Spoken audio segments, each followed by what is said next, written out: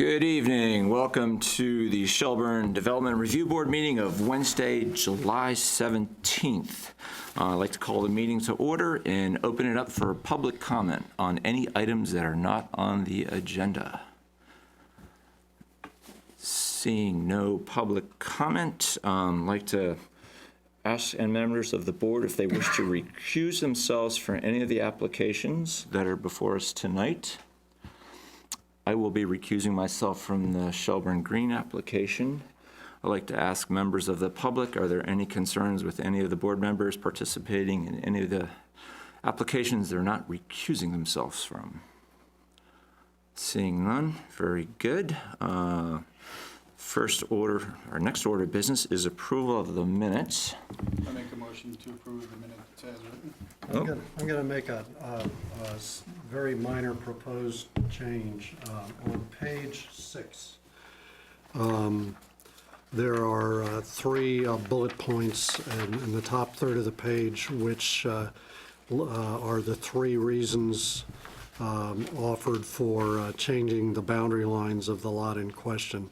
And the original the original text says to have the 3 lots with more comparable total amounts of acreage. My recollection is that the goal was to have 2 of the 3 with more comparable amounts of acreage. The larger one that was in the trust was going to remain large relative to the other 2. It was to equalize the acreage among the 2 children, as I recall. So my only suggestion would be, instead of to have the 3 lots, I would say to have 2 of the 3 lots.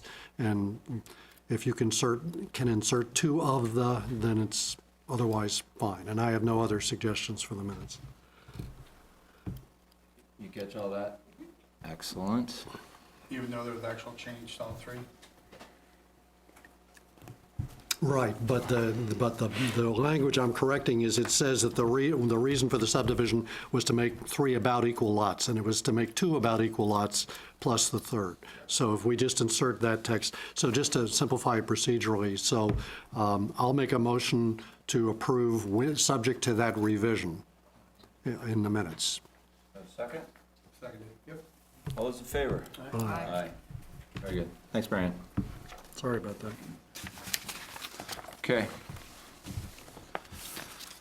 All right, first application up tonight is application DR 19-08, application by John and Brenda Noonan for design review for addition of a shed roof over an existing deck. Property is located at 1072 Falls Road, is located in the Shelburne Falls Mixed Use District, the Village Design Review Overlay District, Floodplain and Watercourse Overlay District.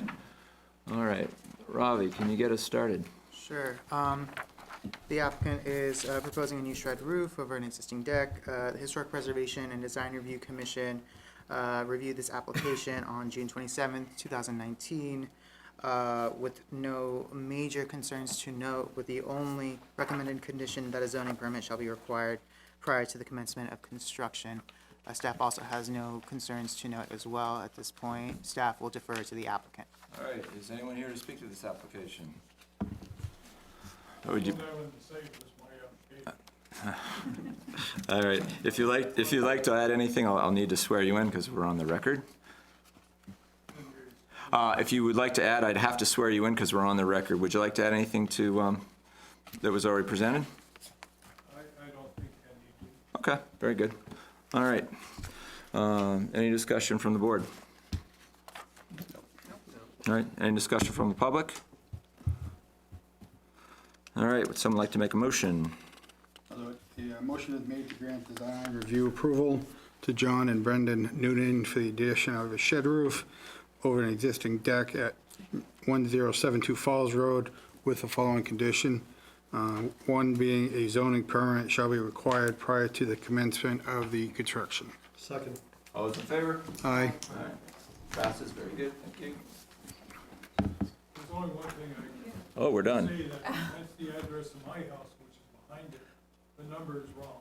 Is the application in error? No, well, our house is 1072, the application is for 1096, the house in front of us. And it's on the application. We're using on the same address. are on the same lot, is that correct?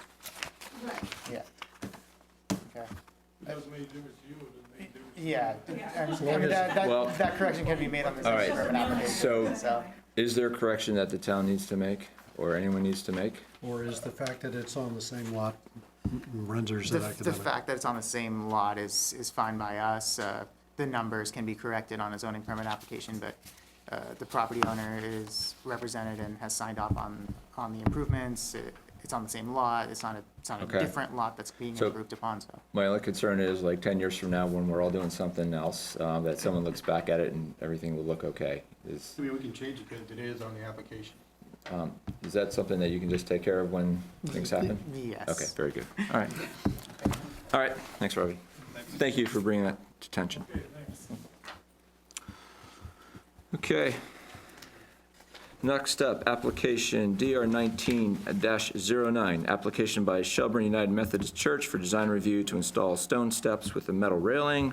Property is located at 30 Church Street, is located in the Village Center District, the Village Design Review Overlay District, the Village Core Overlay District, and the Stormwater Overlay District.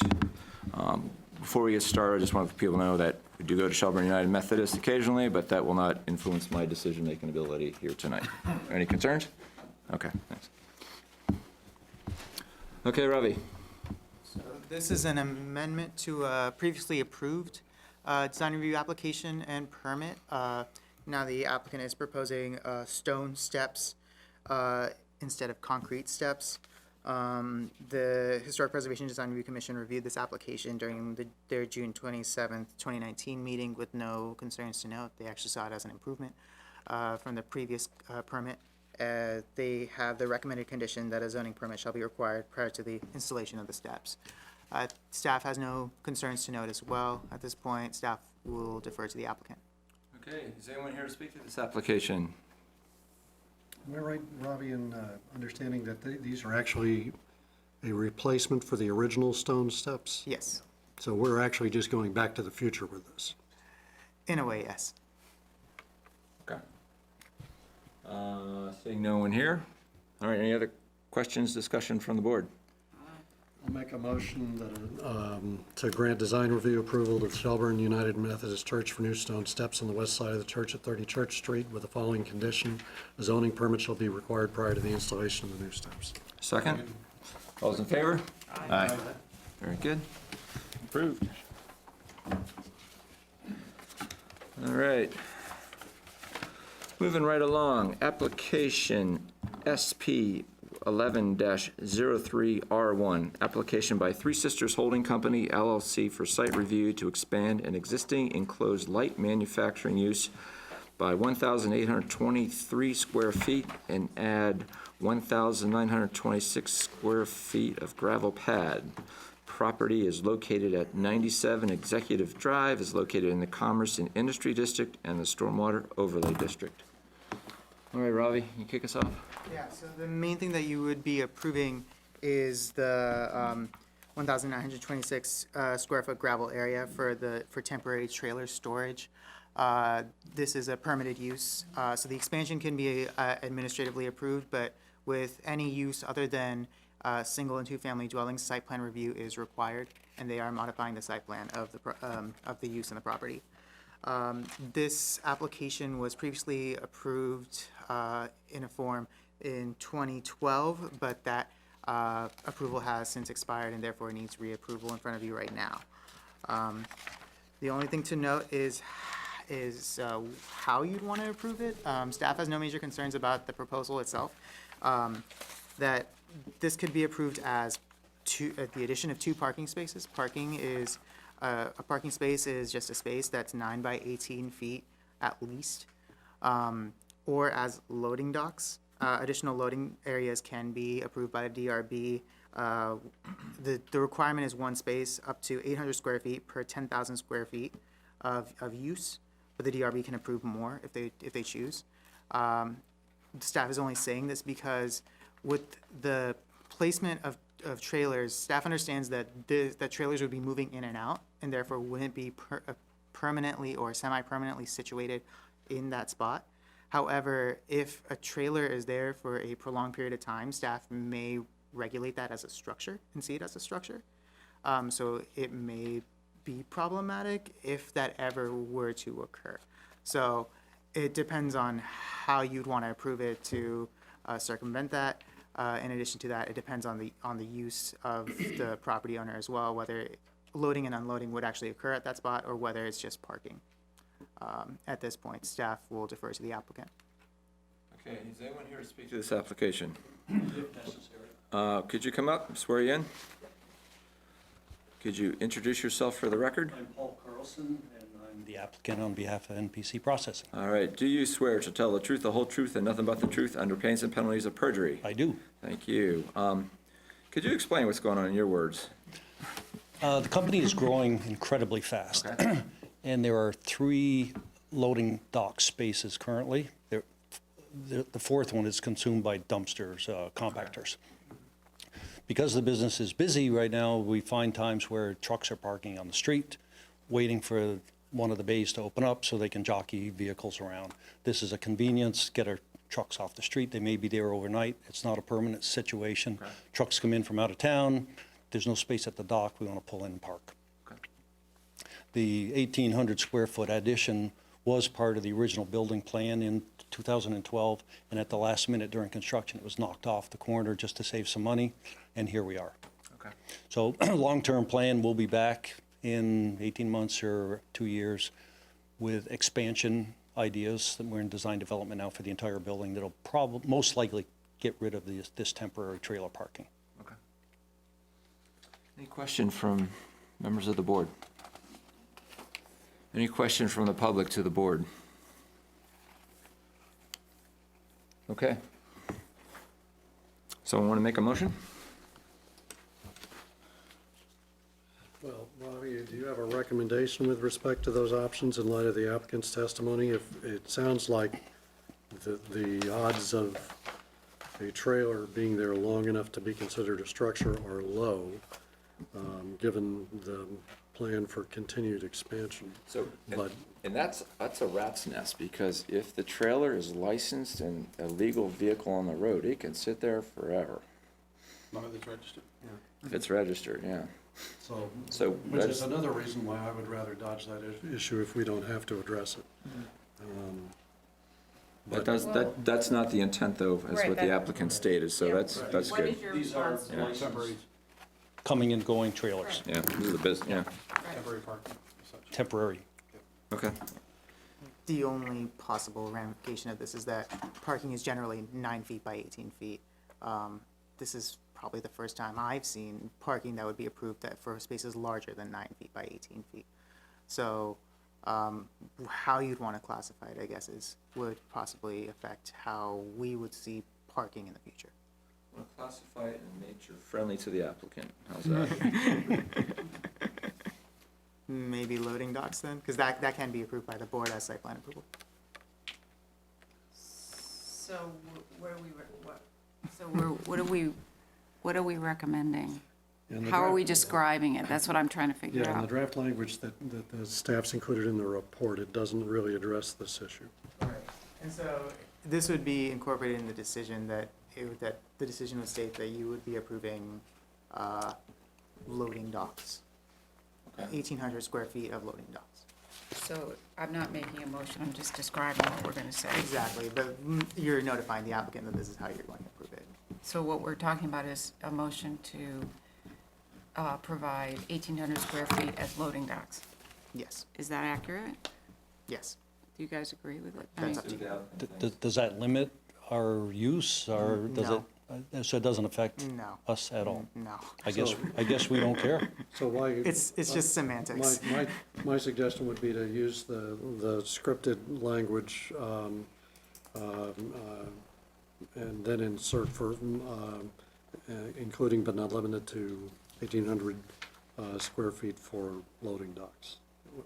So what would, if you were making a motion, what would you? So I will then make a motion to finalize the record and close the hearing for application SP 11-03R1, and further move to direct the staff to prepare a decision indicating approval of site plan review application CU 11-03R1 by Three Sisters Holding Company LLC, understanding that that encompasses 1,800 square feet of loading areas, with the following conditions, and that is zoning permit is required for any land development pursuant to section 2010.1. The application must include site plans with adequate bicycle parking with their zoning permit application pursuant to section 1960.4. The applicant's provided information to staff that has satisfied this condition. I second. All those in favor? Key thing there was loading area, as John said. Yeah, gives you more flexibility. Okay. Don't go there. I'm sorry, say Yeah. again? Are you keeping both of those conditions? The second one was already met. Yeah. Yeah. The Yeah. bicycle So one it's was only already- one condition. Right.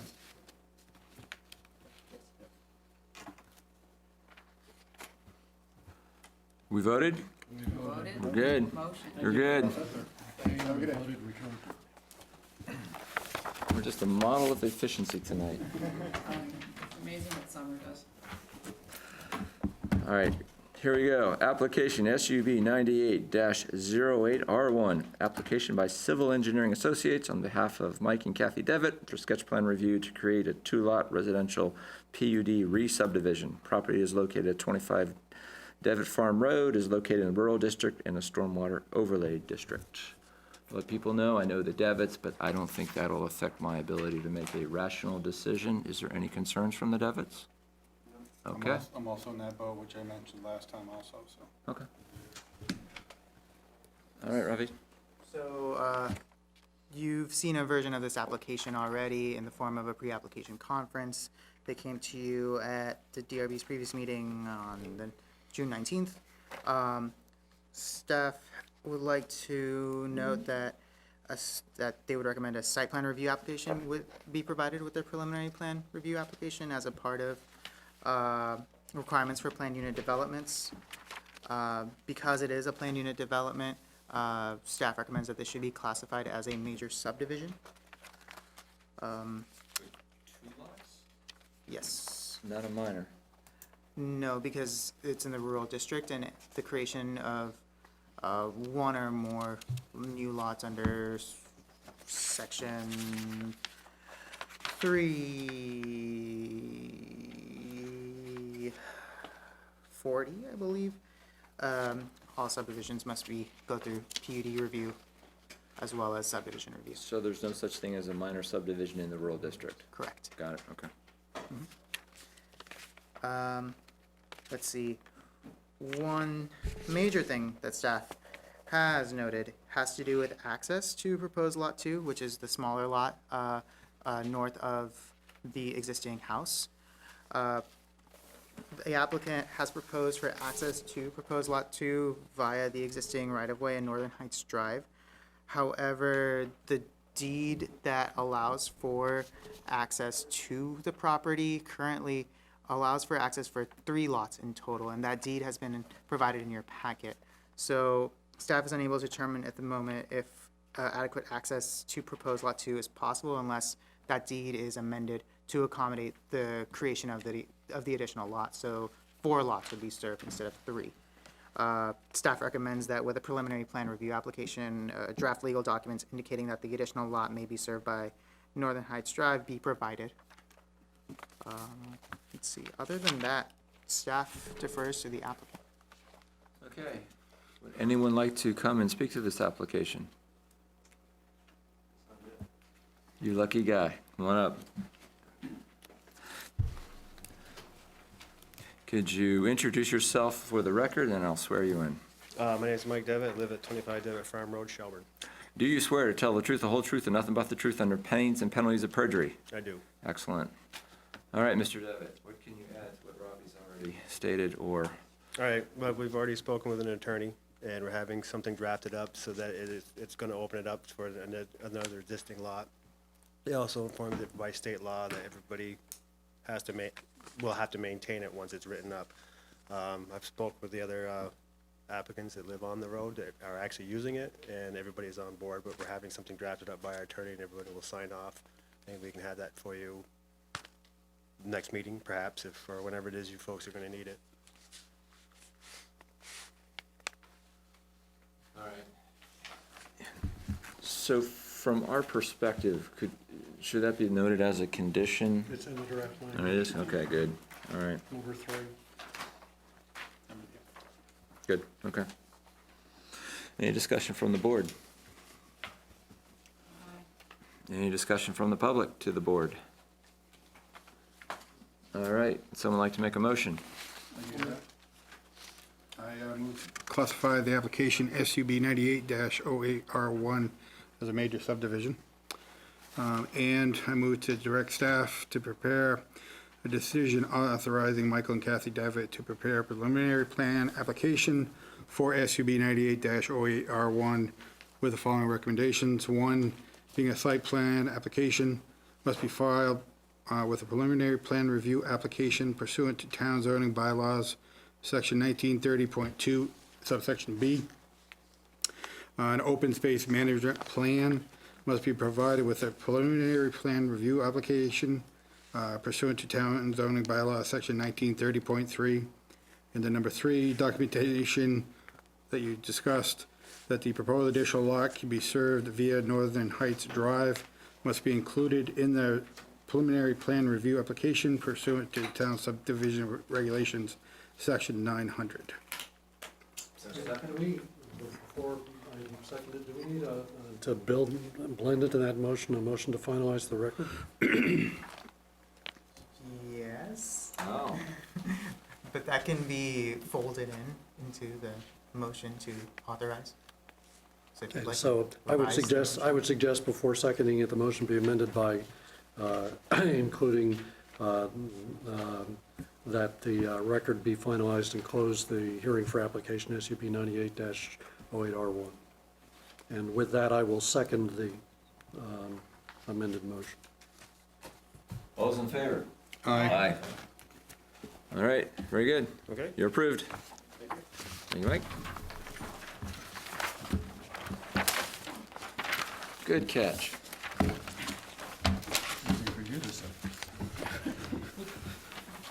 We're just working up to item number 10 for you. That's where I was going. Stop smiling. All right, next one, application SUB 19-08. Application by Trinity Baptist Church for sketch plan review to create an 8-unit residential PUD. Property is located at 127 Webster Road, is located in the residential district and the stormwater overlay district. Okay, Ravi. So the applicant's proposing a PUD for 2-family dwelling units with a total of 8 units. Staff has noted the following, that a conditional use review application should be filed with any preliminary plan review application because this would be a modification to the lot that hosts the existing church use. With that, a site plan review application would also need to be filed as well for the PUD. I think. And lastly, staff recommends a landscaping plan be provided with any preliminary plan review application under section 810, subpoint 4, that shows hardwood shade trees on both sides of the private driveway that's indicated here behind me. Other than that, staff defers to the applicant. Did you mean to comment on the language in the proposed motion about pedestrian signs depicting pedestrian facilities? I could. So with this, there's already existing pedestrian facilities along Webster Road, south of the 4 2-family dwelling units that's already there. Per section 1910 of subdivision regulations and section 1900.7 of the zoning bylaws, staff recommends that sidewalks or pedestrian paths connecting the development to the existing facilities should be included in any preliminary plan review application. Under section 1900.7, a sidewalk must be included on at least one side of a roadway. In this case, with it fronting Webster Road to the south, and that facility already being provided, some sort of connection between the dwelling units and the facilities would be promoting the purpose of section 1900.7. Yeah, sorry to take you through that, Robbie. I just No, wanted a it's record fine. on it, if it's going to be included in the rule. Thank you, appreciate it. Okay, is someone here to speak to this application? Could you approach the mic, introduce yourself, and I'll swear you in. Billy Gotrin, pastor of Trinity Baptist Church. Do you swear to tell the truth, the whole truth, and nothing but the truth under pains and penalties of perjury? Yes, sir. All right. Can you further explain what the application contains? Well, I mean, it's going to be 4 duplexes, and that we're looking to develop. Part of what we're trying to do is get to the place where, honestly, we can have some additional housing for staff. We have a full preschool over on our property in Williston. We'd like to open a preschool in this location as well. And then part of the issue is just us ability to have staff. And so part of the desire would be that one of those units would actually, we would remain to own, the others we would sell, and then as a part of that, we would invest in the property to continue improving, and then offer additional services to the community. Okay. All right.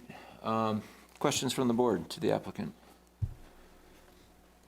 Some things that I'm looking at that come to mind. So like safety is like a number one concern, and I'm looking at the road width, and I know for other developments we talked about what is the appropriate road width to make sure emergency equipment can get where it needs to be, particularly if we're talking about a preschool. That wouldn't affect the preschool here. The Where's the preschool? preschool would be up at the church facility, which is straight off Webster. Okay. So that road just services those homes.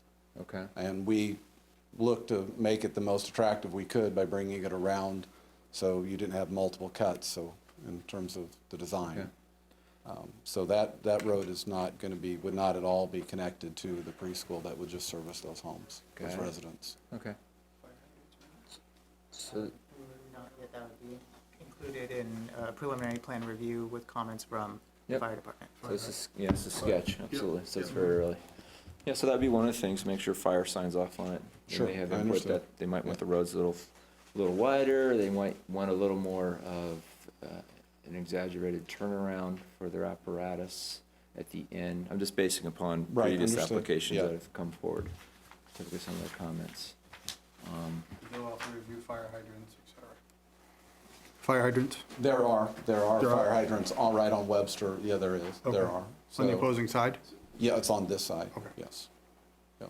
So does this property abut Webster Road on the south side? Yes, On sir. the That other side? Webster Road is actually below this property line here. So the Webster Road does that Right.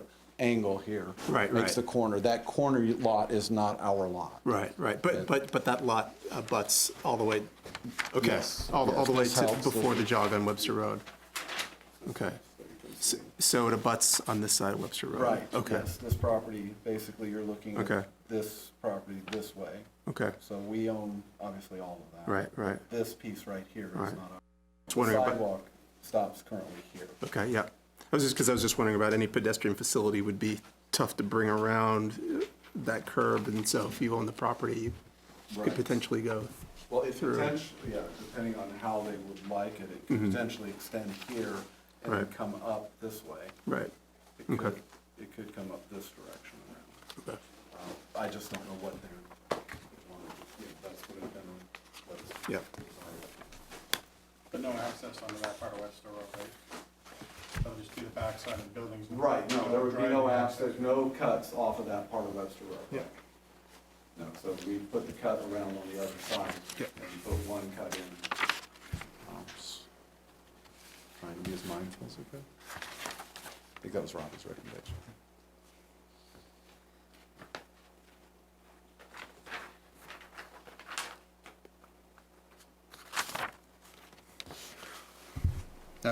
Just a question, but on one of your printouts here, it says form-based zoning proposed street.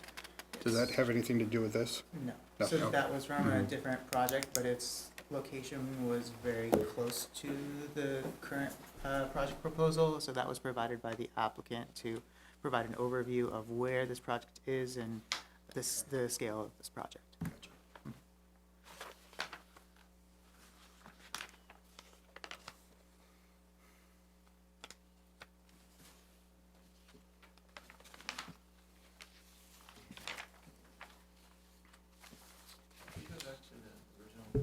Ravi?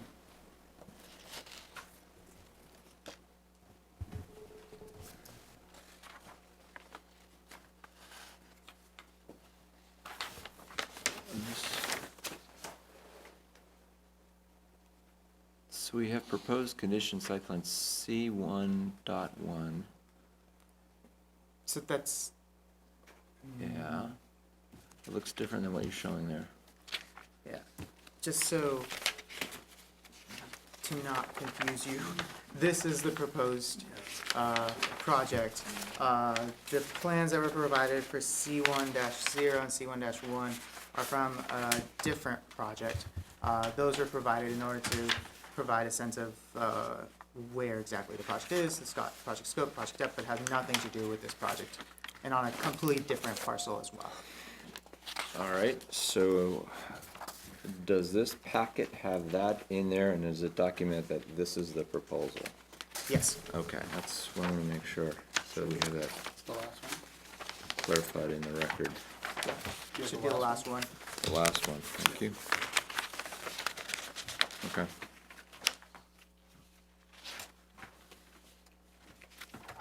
And it states that this is the one that counts.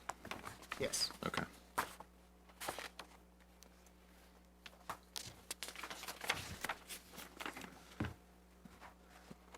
Any other comments from the board? You can think about it. I'll throw it open to the public. Any public comments directed to the board? All right, does anyone want to say anything? All right. You mentioned the trees, so that's good. Okay. Saw that, and all right, we'll get another crack at this, and we'll get input from fire and public works. Would the intent be that that proposed driveway eventually get turned over to the town, or will it remain private? It would be part of the townhome association. It would be a private road. Remain a private And it road? would be maintained by the townhome. Okay. So they would be put into a townhome association, and then They'll maintain it. they will maintain the road. It would be Okay. a private road. They would maintain it. Is it intended to be paved, or, Yes. okay. Okay. So I don't think this would make a difference, but over in this Webster area, we've talked before about all the truck cars and all the cut-throughs, and is this an area like where the traffic just flows right through there? Is it that same area? No, this is close, this is a, Well, there is a cut through from Shelburne Road if you're Yeah. going north, which Oh, you mean goes to Webster the Road very itself? corner of Webster here. This is a cut-through to Shelburne Road. Yeah, when you say this, you're referring to Webster Road? yeah, exactly. Oh, yeah, absolutely. Yeah, so this doesn't seem like a lot of more people and cars, No, no. so I guess it probably doesn't matter. We're just loading that road up more. Yeah. I go on that road twice a day, going to work and coming back from work, and I'm there during rush hour, and I never get backed up on Webster Road. Maybe 2 cars at the most. Okay, we'll go with your traffic. Yeah, so, Study. and I'm there like every day. Okay. But I'm gonna have a larger issue that doesn't necessarily pertain to this specifically. But Yeah, a traffic study could be requested by you if you'd like. For the scope of this project, staff did find a traffic study necessary. I agree. I agree. Yeah, you'll need that. I would think. Okay. All right. Do we need to make a motion? Yeah. I'll make a motion to classify sub 1908 as a major subdivision. And as a second part of the motion, a motion to finalize the record and close the hearing for application sub 1908. And then substantively, a motion to prepare a decision, for staff to prepare a decision, authorizing Trinity Baptist Church to prepare a preliminary plan review application for sub 19-08 with the following recommendations. And for purposes of the minutes, I'm not going to read them verbatim. They are the 5 printed conditions that are listed in the staff report. But topically, for those of you that don't see the staff report, what they are is, the first is that the applicant has to file a conditional use review application. Second is they have to file a site plan review. The third is they have to provide an open space management plan. The fourth is they have to include a landscaping plan. And the fifth is that they have to include site plans that depict pedestrian facilities connecting the PUD with the existing pedestrian facilities along Western Road. Is there a second? Second. All those in favor? Aye. All right, motion carries. Very good, thank you.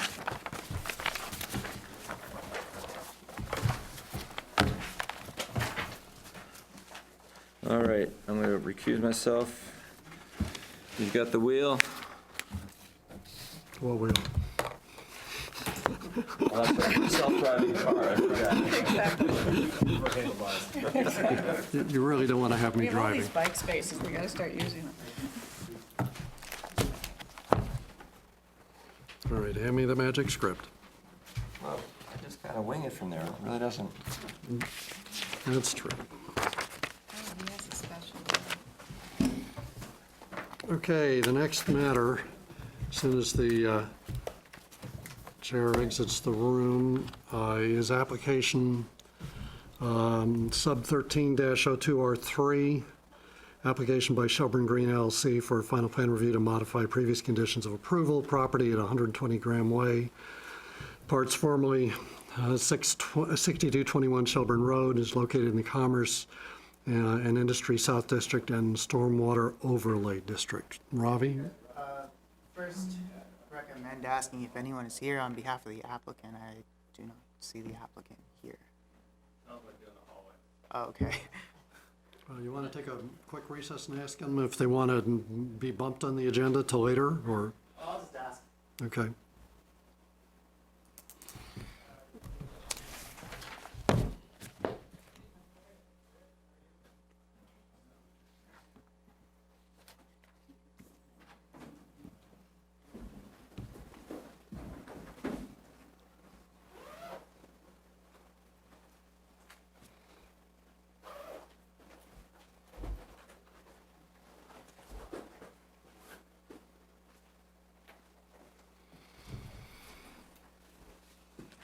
So, Robbie, you want to walk us through this, or should we do a mass swearing? Do a mass swearing first. So anyone in the room who plans, wants, or thinks there's the slightest possibility that they will want to say anything about this project, please stand and raise your right hand. So I'm assuming that there's no one else in the room that has anything to say about Shelburne Green. If there is, please stand up and join those. Okay, do you, the folks standing, solemnly swear to tell the truth, the whole truth, and nothing but the truth under the pains and penalties of perjury? Okay, so we'll need you to introduce your names when you step up to the mic, but that's all you'll need to do. We won't swear you again. Okay. To begin with, staff has prepared a memo regarding the submission items that the applicant has provided from their counsel.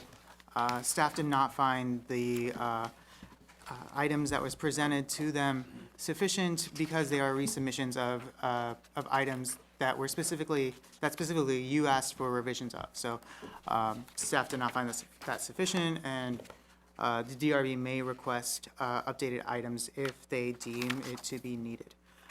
From that point, in regards to the substance of this application with the zoning bylaws in effect,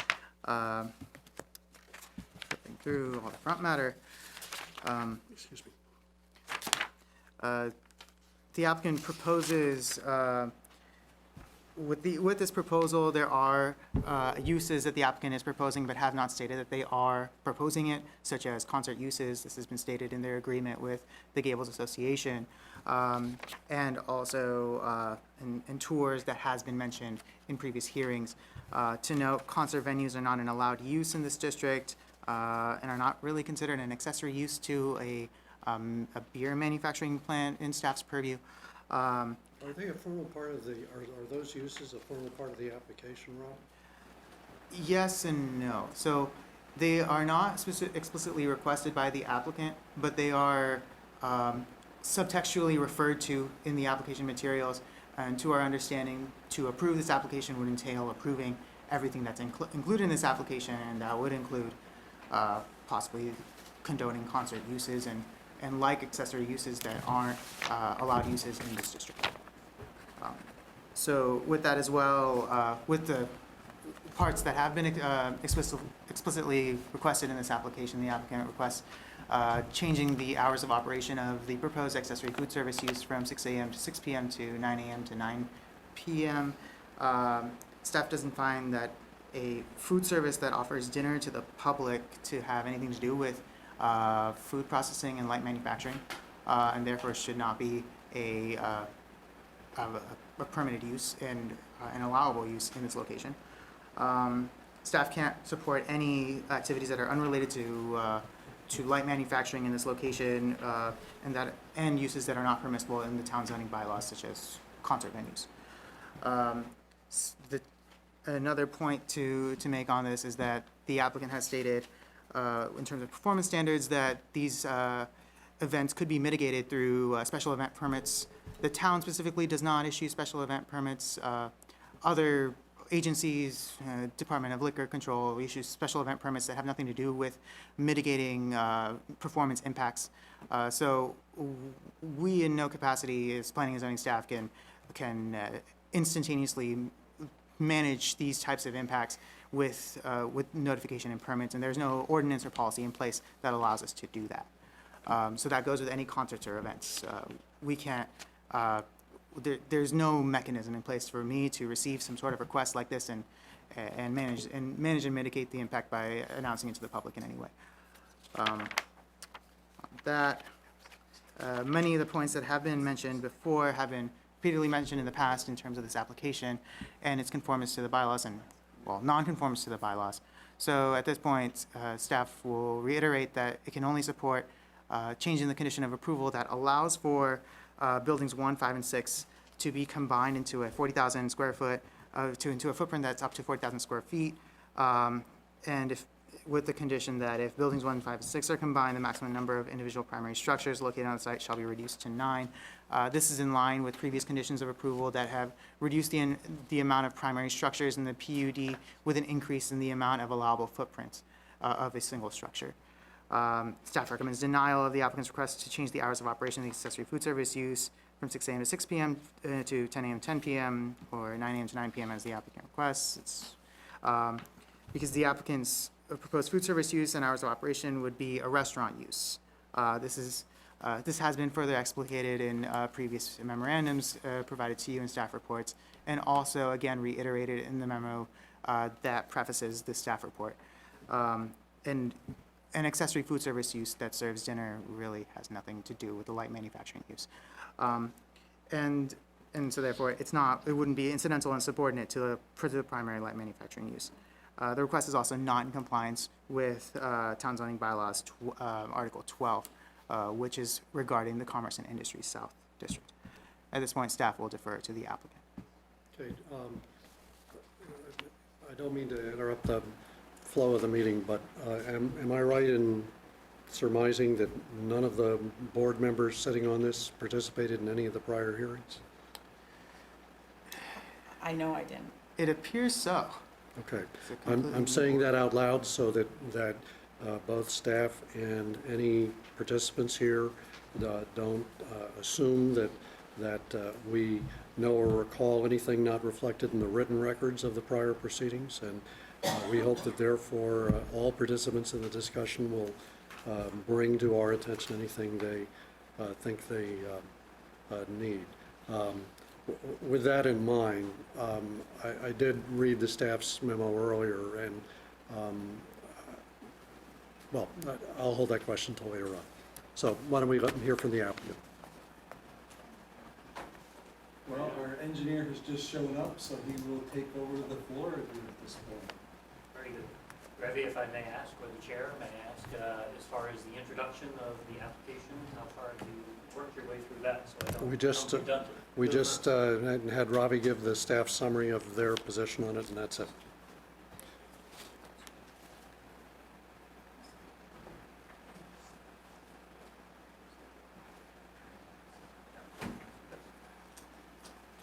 Well, I understand this might be a good time to introduce the project to the new board members. You're before it. Yeah, there was a mass swearing for everybody else. You missed it.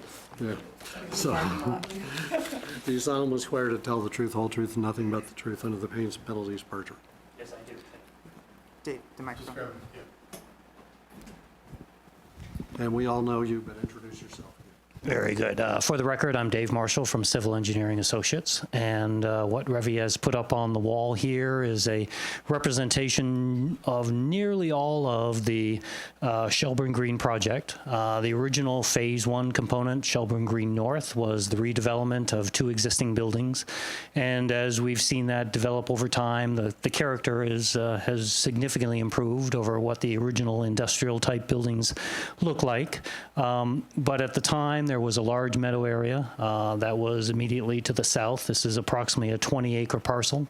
And in this particular case, Shelburne Green South was brought before the board as an idea on how to basically create startup spaces for businesses. And you can see that there's a number of smaller type buildings that originally, the original concept was create a U-shaped where all the activity was generally kept on the inside of the development area, and to create some cold edges on the outside. You can see this particular dash line that represents the minimum setback as far as any type of industrial commercial uses within this particular zoning district as a means of further protecting the residential properties that are located around the periphery of this particular area. We've got housing immediately to the north. We have single-family homes in the northeast quadrant. We've got the Gables condominium buildings located on the east side. To the south is actually the Teddy Bear development. That was a multi-lot subdivision that ultimately was all bought by the Teddy Bear and has ultimately just been developed for their particular purposes. Across the way is the Shelburne Vineyard and some open space that's immediately to the south of them. There's one small single-family home that's at the intersection of Bostwick Road and Route 7. So that's at least the character of the area here. And again, this particular project has been before the board for full approval of, ultimately, we'll call it kind of like the master plan, although technically it isn't. The intent was basically to create approximately 70,000 square feet of industrial and office space. Well, I'll call it industrial space within this particular zoning district. And within that, there was requirements as far as both water and sewer, as far as servicing this area, but it was done with the intent of creating a building envelope that where buildings could be sited within this particular area to facilitate the needs of clients that came forward and said, hey, I need X size building to basically support our needs. And a lot of these buildings have been built specifically with those startup businesses in mind. So with that being the background, all of these building footprints, or at least the general layout and the 70,000 square feet, was all approved by the board previously. And we've come back with tweaks from time to time. And one of the ones that's currently before the board is actually to interconnect these 3 buildings. We call them building 1, 5, and 6. And that was intended to basically facilitate one particular business in Shelburne that actually has grown significantly over time, and that's the Fiddlehead Brewery. But again, trying to still maintain the context of what looks like multiple buildings broken up as far as their mass, rather than having one big building like this.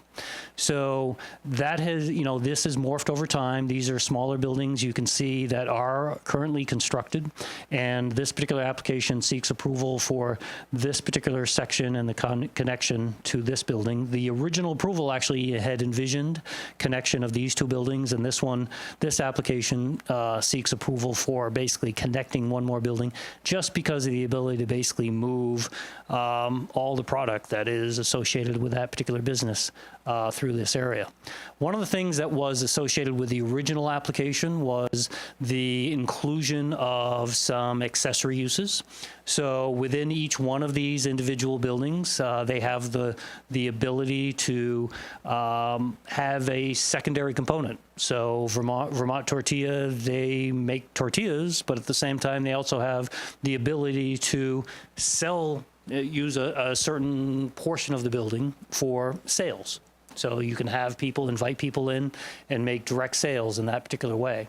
And in addition to that, there was also an approval to create a common cafe or food service to basically support not only everybody in Shelburne Green South, but also anybody in Shelburne Green North. So there was, as part of the original approval, 2,500 square feet, which was the maximum size that this particular food service could be. Again, there was a lot of discussion amongst the DRB members at that time as far as, well, how big should it be? How big could it be? How can we basically control this from getting into something that we never had intended as part of that process?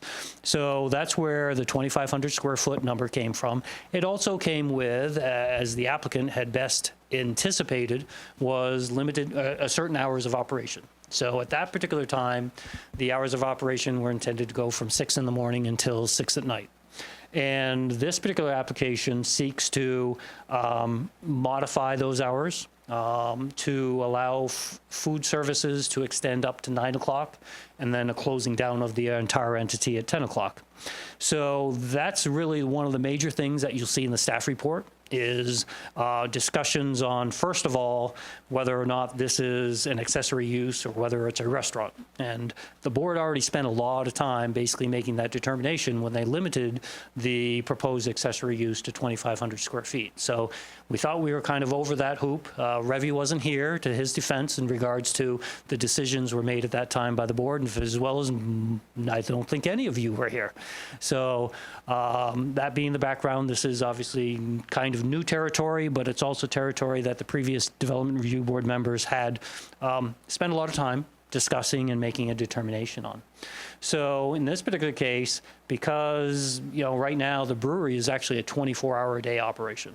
You know, we're basically looking to extend those particular hours to facilitate not only their needs, but at the same time recognizing that part of this particular cafe is going to be located right adjacent to the brewery. It's also going to basically serve some of the products of the brewery. And that's very common for a lot of the breweries that are here in Chittenden County. And I think, Mr. Day, you made that point at one of the last hearings as far as just what typically goes with a brewery these days. So that was a very interesting comment, and thought I'd steal that from you. But nonetheless, the application here went through the preliminary plat process, and the board had 6 conditions of approval beyond what are normally the crossing the T's and dotting the I components of as far as legal documents and the like that were required of the applicant as part of the final plat application. So if you can bear with me, Revy, did you have a chance to go through those? I got it in here. So they're part of the staff report, and we can either reiterate that, or if everybody feels comfortable with what had been submitted, I won't belabor the issue. Given the fact that no board member was present for any of the prior hearings, I would appreciate you going through them. Literally, that's a fair statement. So in this particular case, Pages 8 and 9 of the staff report. thank you. So for anybody else who wants to follow along, that happens to have their staff report with them. As Revy points out on page 9, if I can get there.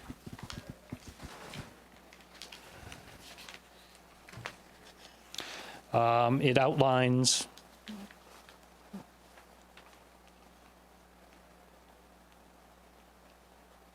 Yes, I'm sorry, it actually starts on page 8, the bottom half. And I'll go through each one, and Revy has provided in the staff report some emboldened text that basically provides the status of each one of those conditions or submittal requirements. So item 1 was pursuant to the town subdivision regulations, section 950, the applicant must specify the changes the applicant has made per the recommendations of the water quality superintendent in their final plan application. So Chris Robinson, our water pollution superintendent, had requested that certain things be implemented in the plan. Those were done. Those are part of the application, and that is supported with not only Revy's confirmation, but also through Chris Robinson's correspondence with staff. Item 2, now we get into heart a little bit more in regards to the cafe. It indicates the conditions stated, the applicant must include a thorough business and operations plan of the accessory food service use. this operations plan needs to be an expanded, more detailed version of the business and operating plan for food service in Building 6 provided in the preliminary plan application. The operations plan requested must include 1, a narrative on the nature and characteristics of the accessory food service use. Number 2, digital renderings of how the interior of the accessory food service space will appear when finished. And 3, the specific amount and location of indoor and outdoor seating. 4, sorry, I'm not done yet, the number of special events the applicant intends to host per year and a description of the scale of these events. And 5, finally, a sample menu and images of food items to provide a sense of quantity and nature of food offered. Ravi, should I read this, or do you want to provide a summary? So, I mean, I can read it too. Okay. The applicant has resubmitted the business and operating plan for food service building 6. They submitted this document in January of 2019. This is a revision to what they supplied in August of 2018. And they supplied this. They resubmitted this with the belief that this would satisfy the condition. The applicant has also provided a digital rendering of the interior of the accessory food service use and specific number of seats in their site plans. They've also provided an executed agreement between them and the Gables Association, which enumerates the number of special events they plan to host. Regarding this agreement, this was discussed upon during the preliminary plan review application, that there was an agreement that was met, but the DRB was not able to see this document at that time. They saw a draft agreement, but not an executed agreement, but that executed agreement has been provided by the applicant and is enclosed in your packets. And lastly, they have provided a number of stock images of food items to satisfy this condition. So we can come back to that. We'll just finish up the conditions, and then we can pick up on areas of interest. Thank you for the segue with regards to the Gables. Norm Stanislaus and the applicant have worked very hard with the Gables with regard to discussions on how the project can be designed and modified to further create the buffering between the Gables homeowners and the project itself. Out of all that, the Gables Association entered into agreement with the applicant to complete certain things. As Ravi indicates, that is in your package.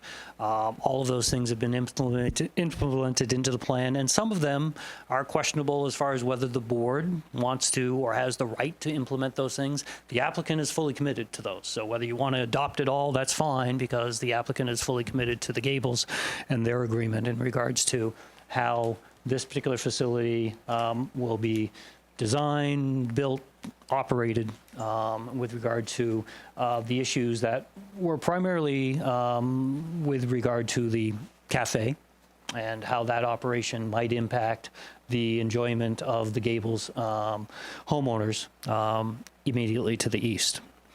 And then number 4, it asks for the location of the accessory food service use is restricted. Excuse me, I didn't read that right. The location of the accessory food service use is restricted to Building 6, specifically as shown in Fiddlehead Brewery Buildings 1, 5, and 6 floor plan received January 18th, 2019. So for those that are looking or trying to get oriented, again, this is Route 7, this is the Shelburne Vineyard, this is Felino's, and this is the Fiddlehead Tasting Room-ish. And this is the proposed, oh, that's easier on the eyes. And this is the proposed patio area, that's the exterior portion of the proposed cafe, with the remaining portions being located just inside this particular portion of Building 6. Thank you, Ravi. That's good.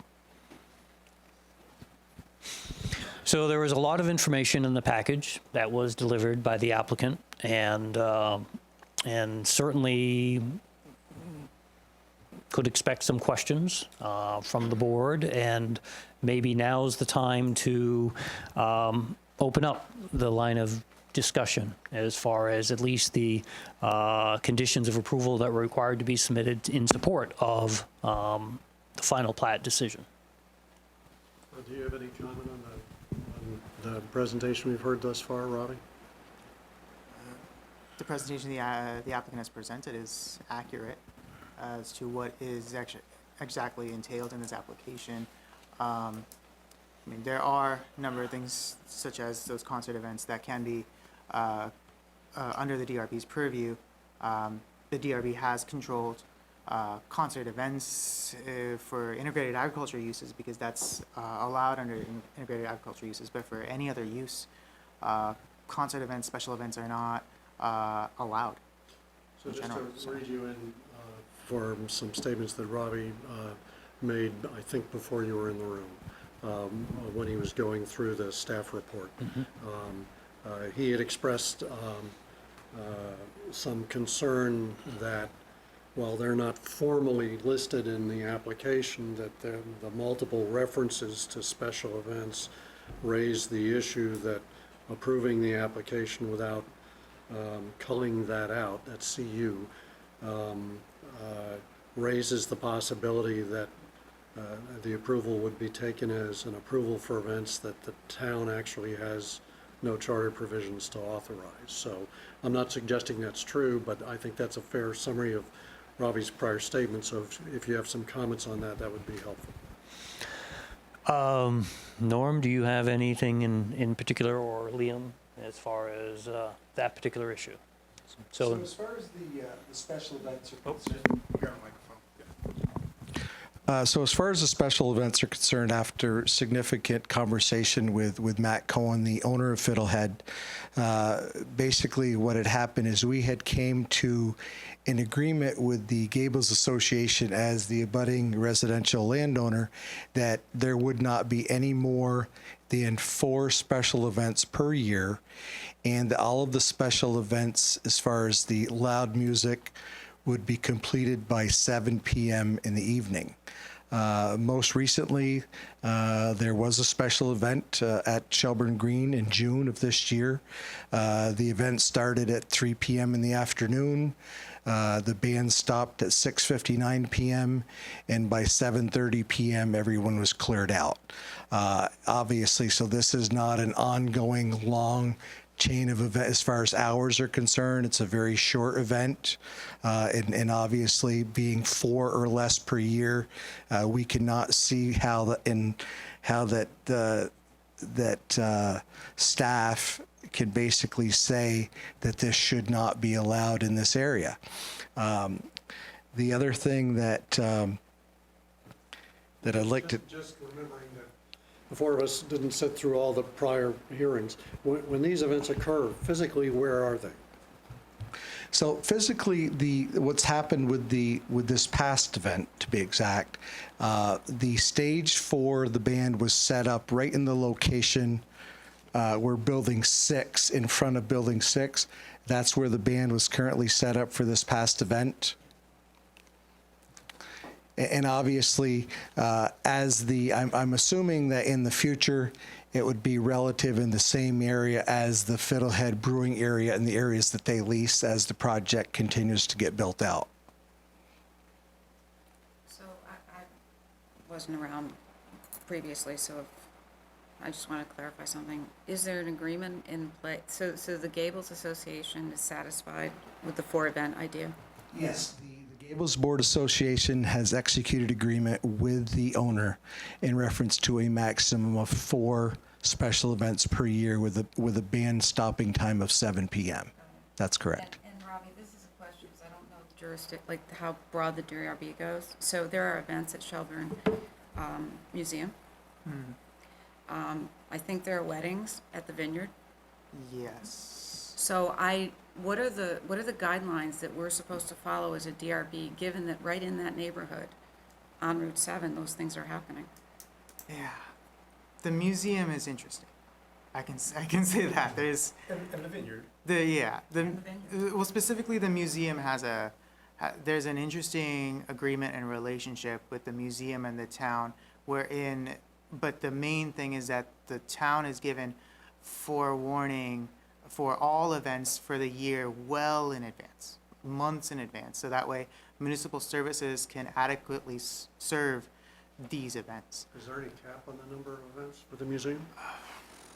I don't know. That'd be a question for the town manager about these things, but I don't know. But I do know that this is something that's it's rather de facto that is between the museum and the town, but the coordination is done well far out in advance for all the events that occur at the museum. And what about the vineyard? The vineyard is also interesting that with isolated incidents of special events, weddings per se, you have property rights. Like one can host these events every once in a while, and we understand that to use your property in that manner is lawful.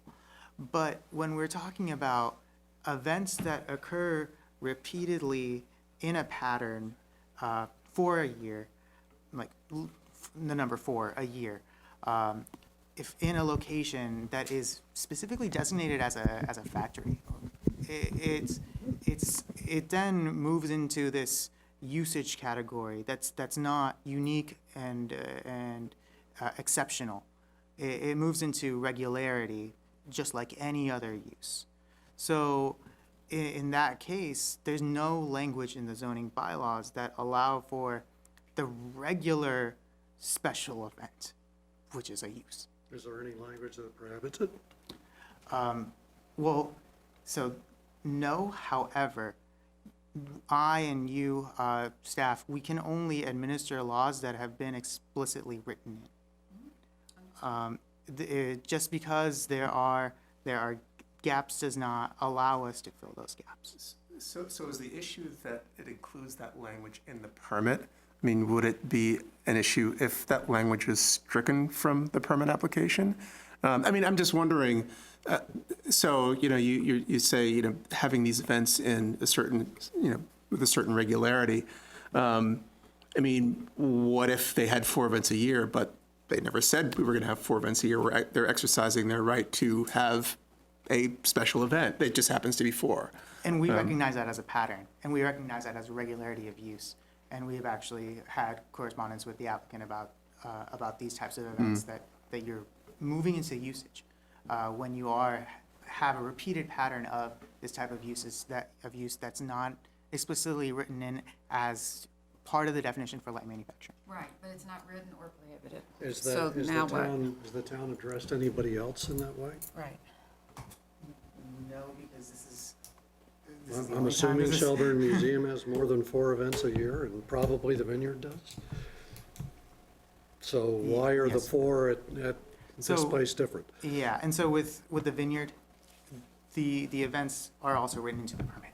So the amount of cultural music events that can be allowed, and there's a cap on seating as well, that's written into their conditional use permit, and that goes the same for all integrated agriculture uses that host music events, culture events. So those things are actually written into the approval, and therefore it has some sort of leniency, because we understand the regularity of that. Museum, of course, very interesting case. So that's something that the town manager can probably talk about more with you as well, about how that's arranged. But in terms of the vineyard and any other integrated agriculture use, the limitation of use and the frequency of use for these cultural uses, music uses, are written into the permit, because they are allowed in the definition of integrated agriculture use. So would this also allow, if the band's in the front of Building 6, meaning people are congregating all outside, not so much in the buildings? That would be a question for the applicant, based on how they operate. You said you had an event there already. How many people were actually there? Unfortunately, I was not present, so I cannot answer that question, but they were all outside. They were. Yes. So dealing with population and parking, if you have an event that gets out of hand as such, where does all that parking go? Where do all those people go? Because you have, 50, 60, 100 parking spots there roughly for all those businesses, right? So I think we have a total of approximately 388 spaces. Including north? Yes, that's correct, as a combination of both. And most of the times that we've been aware of so far, the special events have been held on a weekend when a majority of all the other businesses are closed. Okay. And we have not been told of any issues associated with parking. Well, to get back to the earlier question though, Robbie, if there is other than this sense that that 4 is too many. If there is no regulation or bylaw that addresses this use in this district,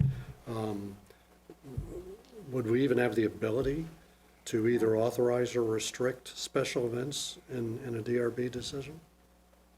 So, as we're going with this general common sense understanding of special events here, because there is no definition of special events in the bylaw. So, going off of that, in terms of how someone would like to use their property, as long as it's within the conformance of the bylaws and the town ordinances in effect, and also in compliance with the use that's associated with that property, and if that use once in, years hosts a wedding, then no, that would be an exceptional event that happens, once in a lifetime.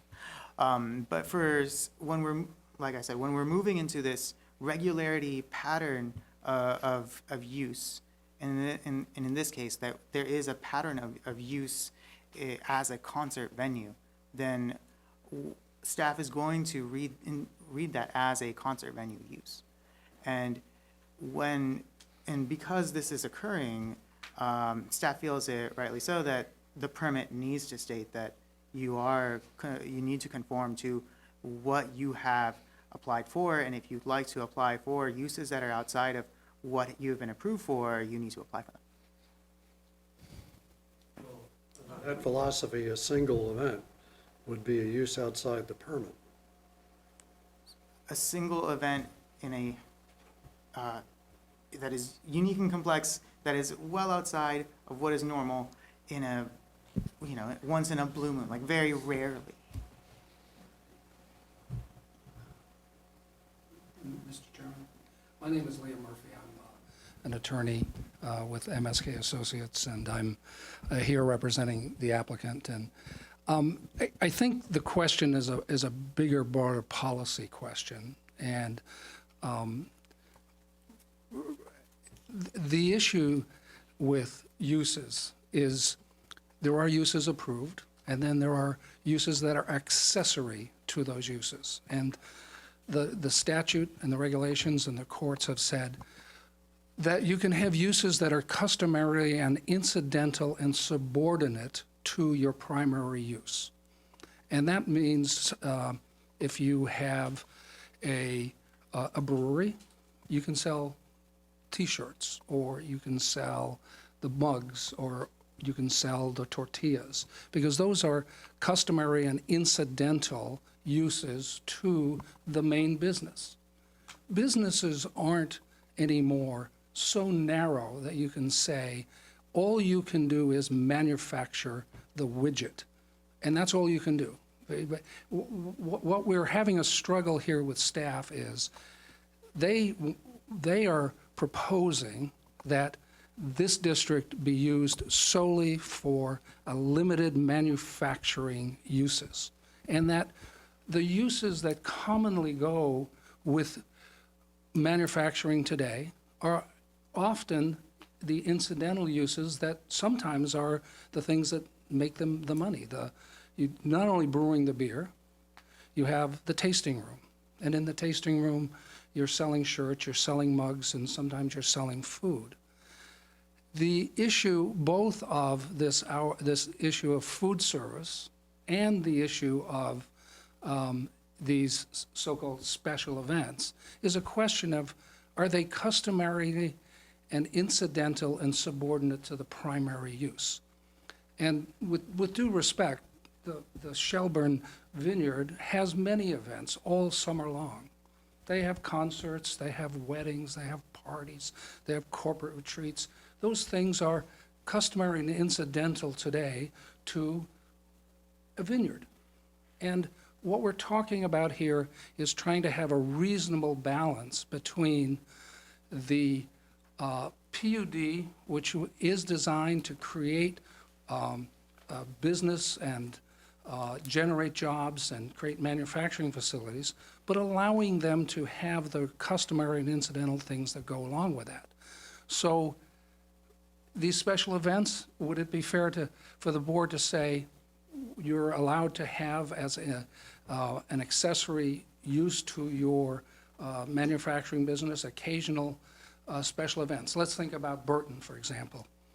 Every summer, Burton has a 2-weekend sale where they sell all their seconds. That's a customary and regular, everybody expects it every year. The same with across the street from them, the people who make the Chester pies. I can't remember what they have. They have, they make the cheesecakes and they make the pies and all. Rhino Foods. They have the same thing. Every fall, they have open houses and sell. The sock place in Randolph, you go to the sock places for 2-3 weekends in a row right at hunting season time and buy the socks. These are the sorts of things that we're trying to talk about, the customary and incidental things that go along with any modern manufacturing business. What we're talking about here is both in the prior boards, and I recognize none of you were here, and I wasn't here at the time, but the prior boards reading the decisions made a decision that food service, 2,500 square feet out of 133,000 square feet of build-out, 2% could be used for food service. It's already approved. The only issue before you is, will you allow it to go from 6 o'clock to 9 o'clock? Staff and the planner, who is not here, make this very strong arguments that somehow those extra 3 hours change the other 12 hours of food service into a restaurant. I don't know. At 6 o'clock, they're not going to change the menu and say, well, before at 5:59, we were food service, and at 6:01 we're a restaurant, and now suddenly we're prohibited. If you read the staff report there, they say, gosh, if you allow these extra 3 hours, this whole industrial commercial product is going to fail because you're going to have a restaurant and you're going to attract people there. Well, frankly, that's what these businesses are trying to do. They're trying to stay in business and attract some people. And we believe you have the authority to say that as a accessory use, as incidental, subordinate to the primary use, that you can have a food service, and that food service can go for an extra 3 hours. And the concept that a food service would have to come in to show you their menu and that you could approve and say, well, you can only serve these things, but you can't serve something else. Well, what happens in midwinter when they want to change the menu? They have to come back every time they do that? What's being asked here is to say, allow the food service to go an extra 3 hours and allow a limited number of events. And you can put a maximum on them. You could put a maximum duration. That you could require that the town be notified a couple of weeks in advance, whatever. But I think the concept of just saying it's not approved or disapproved, it's incidental. It's a part of the accessory use of the building. And I think that's really all, if you take down all of the staff report here, there's really no argument about connecting the buildings or the design or anything. We're down to two things. Are you going to allow 3 hours extra a day of food service that's already approved? And are you going to allow, as an incidental use, some special events with some limitations? So if I can, I'd like to just jump in on some details about that, and again, forgive me because I wasn't at the prior hearings. So I'm assuming in plain English we're talking about the food service being incidental to the brewery. Correct. Excuse me, and also to the whole PUD, because, there are other offices. I mean, it's fully expected that people from the offices and the other businesses will come there and eat lunch. Well, I take your point, and I don't disagree with it, but I would think that the brewery would have a stronger argument for incidental use because aside from providing potential customers, they also provide the product. So that they're actually promoting their own business through beer sales at the food service, which, and forgive me if everybody in the room knows this but me, what is the relationship between the brewery and the actual ownership and management of the food service? Al? Currently, Matt has not, the owner of Fiddlehead, Matt has not decided yet on whether or not they would operate the food service themselves or they would bring an outside person in to operate the food service for them. Well, I guess the point I was getting to is it fixed, set in stone, not known, could change over time, that the food service will sell Fiddlehead beer? So, as you're aware, on the side of the 2,500 square foot cafe food service area. By the way, I said sell. I should have said serve. Yes, okay. Yes, that's correct. There is also, in Building 6, there is a 1,500 square foot tasting room / retail area. And as of the original approval, the retail area was allowed to be either 20% of the total footprint of the buildings or a maximum of 1,500 square feet. So Matt's retail area component, which would consist of the growler filling area and the tasting room in retail, will consist of 1,500 square feet, which will be adjacent to the cafe. But is it set? Is it whoever on a day-to-day basis mechanically operates the food service? Is one of its function to serve Fiddlehead products? Yes, I'm sure that it is. Well, for me, that's a key issue, because just to your point, and maybe to exaggerate it a bit, if the food service had the ability to discontinue serving Fiddlehead product and serve another beer or no beer, then it would seem to me, speaking personally enough for the board, that it being an incidental use outside of the normal working hours for most employees there is a steeper hill to climb. Well, I think the difficult part about that argument is right now, there is no dispute that somebody can have a food service business unrelated to any particular business in the PUD to serve food service from 6 a.m. to 6 p.m., just to serve people, okay? So right now. But isn't the brewery the only service in the building that operates well after 6 p.m.? It's actually the only 24-hour operation, isn't it? That I don't know. But there are yoga classes, there are other things that occur in the other buildings in the evenings that people could go there before or after those sorts of things. So I take your point and I understand it, but I want the board to appreciate that already a food service business is approved until 6 p.m. The only issue really is, would you allow it for an extra 3 hours at night until 9? So if the board approves the 3-hour extension, what is the board approving?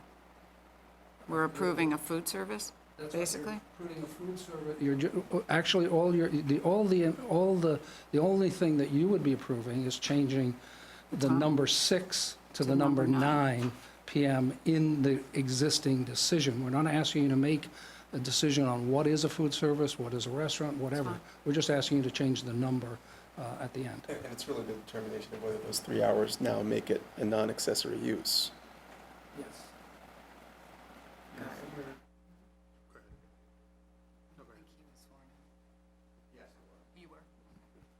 You have to hold the mic or we can't. Sure. Clark Hinsdale. I'm here with my mother, Nancy, who lives, Ravi, if you could scroll it up, you know where she lives.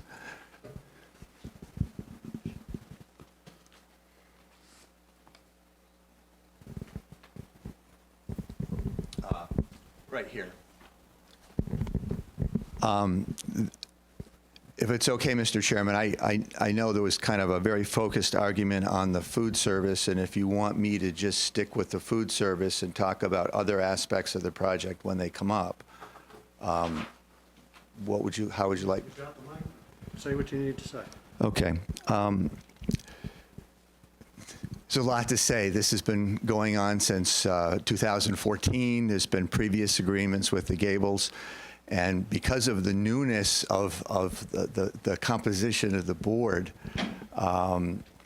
there are some dialogues that have taken place that at the board level that you may or may not have seen in the record. First point I want to make is that the agreement with the Gables was with the 3-member Gables Board of Directors, who made it perfectly clear to the board, the applicant, and the rest of the members of the Gables that this did not bind their 36 homeowners who live in the Gables.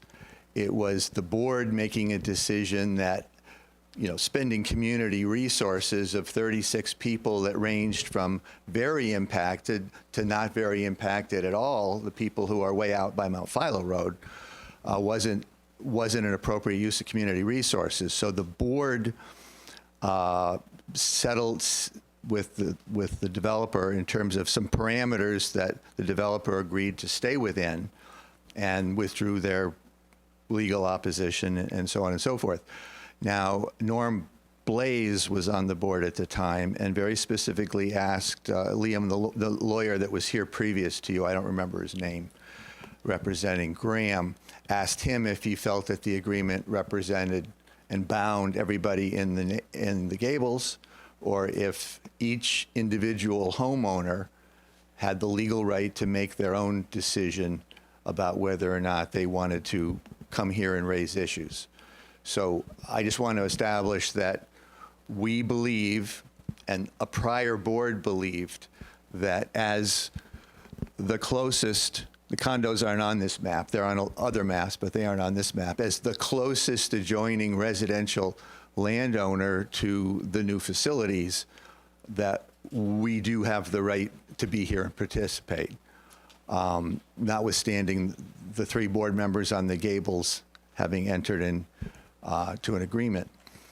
Now, all of you on the board, I hope you will go back and read the 2014 staff notes and staff notes coming up to and including the present.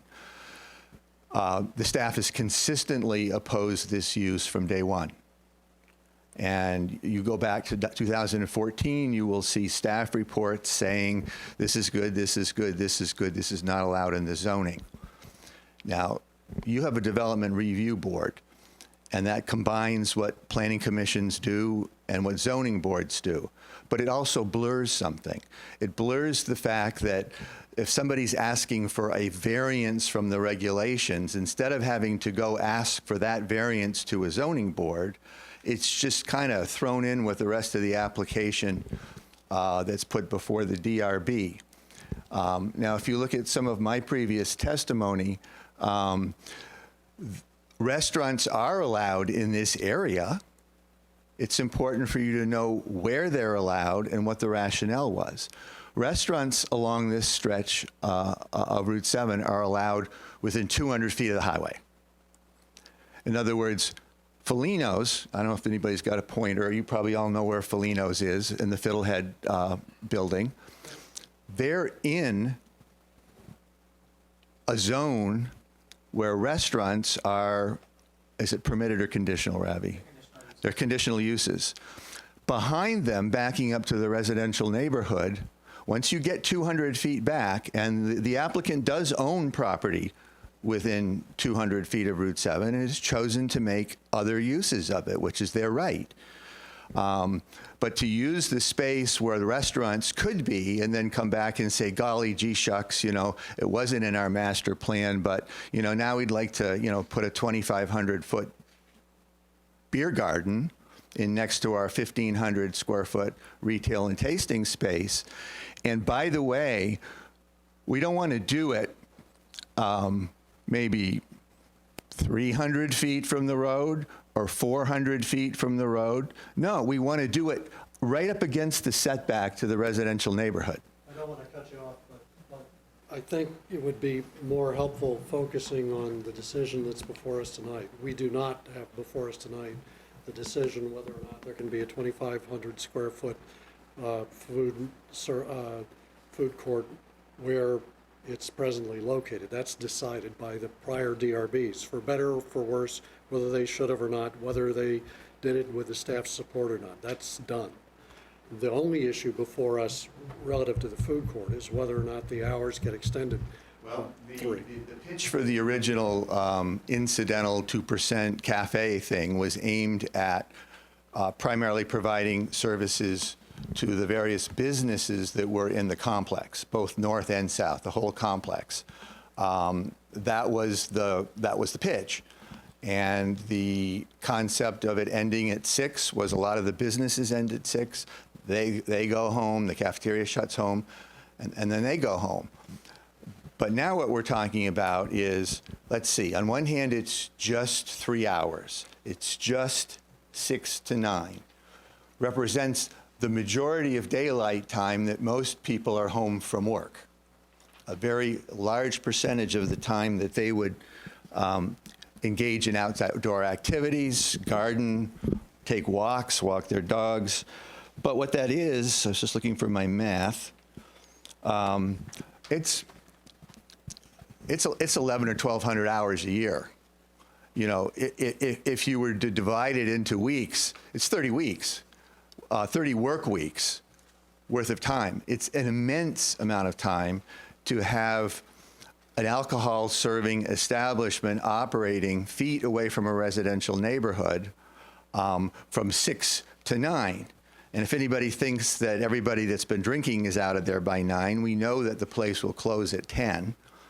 And so you have a situation where you have people who've been consuming alcohol exiting a facility peripheral to the village where your town plan supports keeping those kind of activities clustered and tight, and not allowing organizations to come in, get a huge zoning variance, and decide to cut off the people from Charlotte on their way into Shelburne to go to a restaurant. Oh gosh, gee, they can just pull off before they even get to the village. There's reasons in your town plan that this is not zoned this way.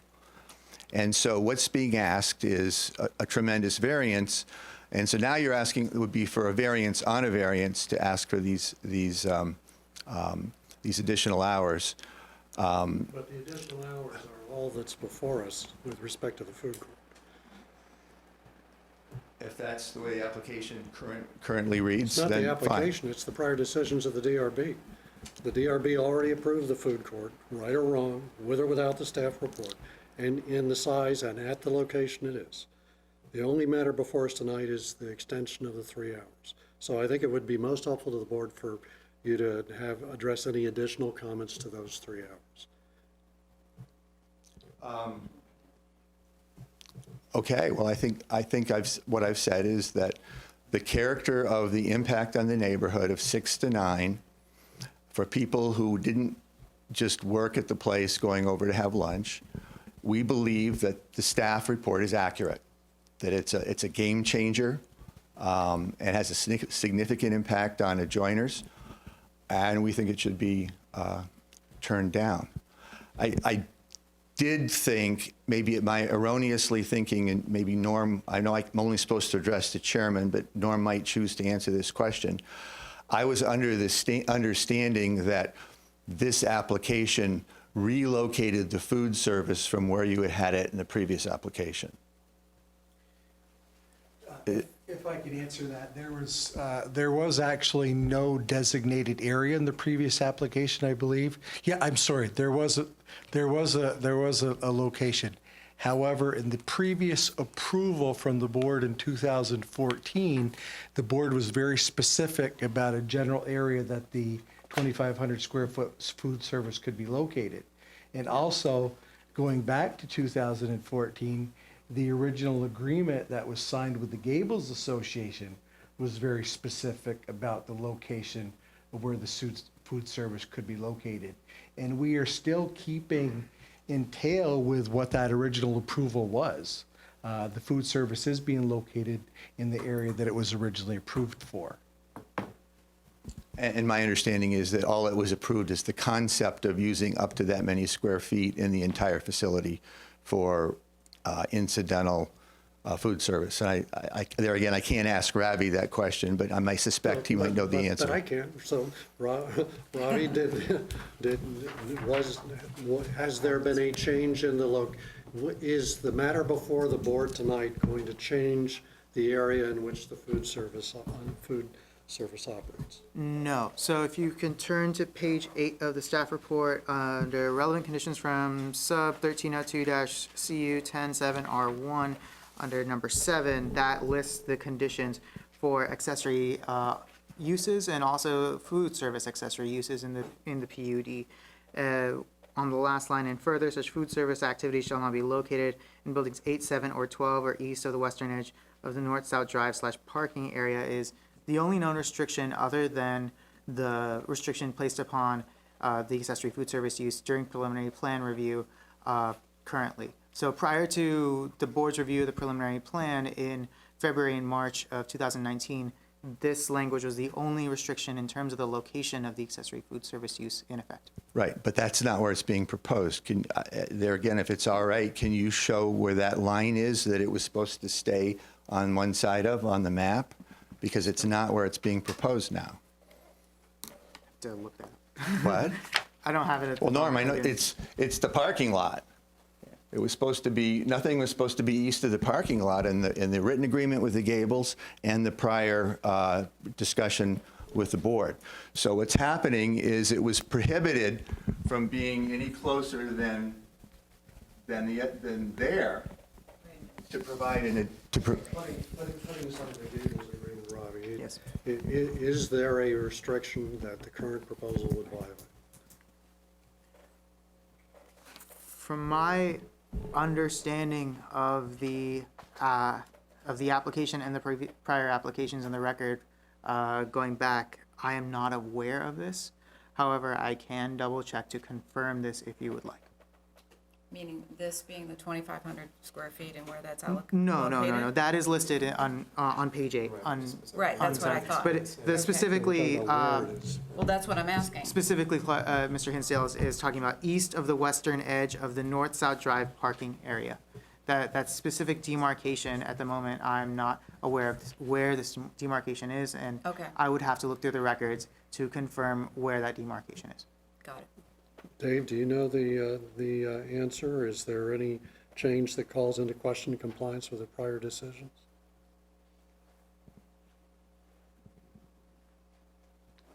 I don't know that answer right off the top of my head. What we need to look at is the original concept as far as the U shape that came through here, and whether the reference is that particular section of the drive-through, and that would be the west edge, and that would be the east edge in regards to at least the orientation of my understanding of the site plan. Because the obvious matter of particular interest to everybody, but particularly you two, is that if the application doesn't provide for any adjustment in the required space and your plans aren't in it, things don't turn out well.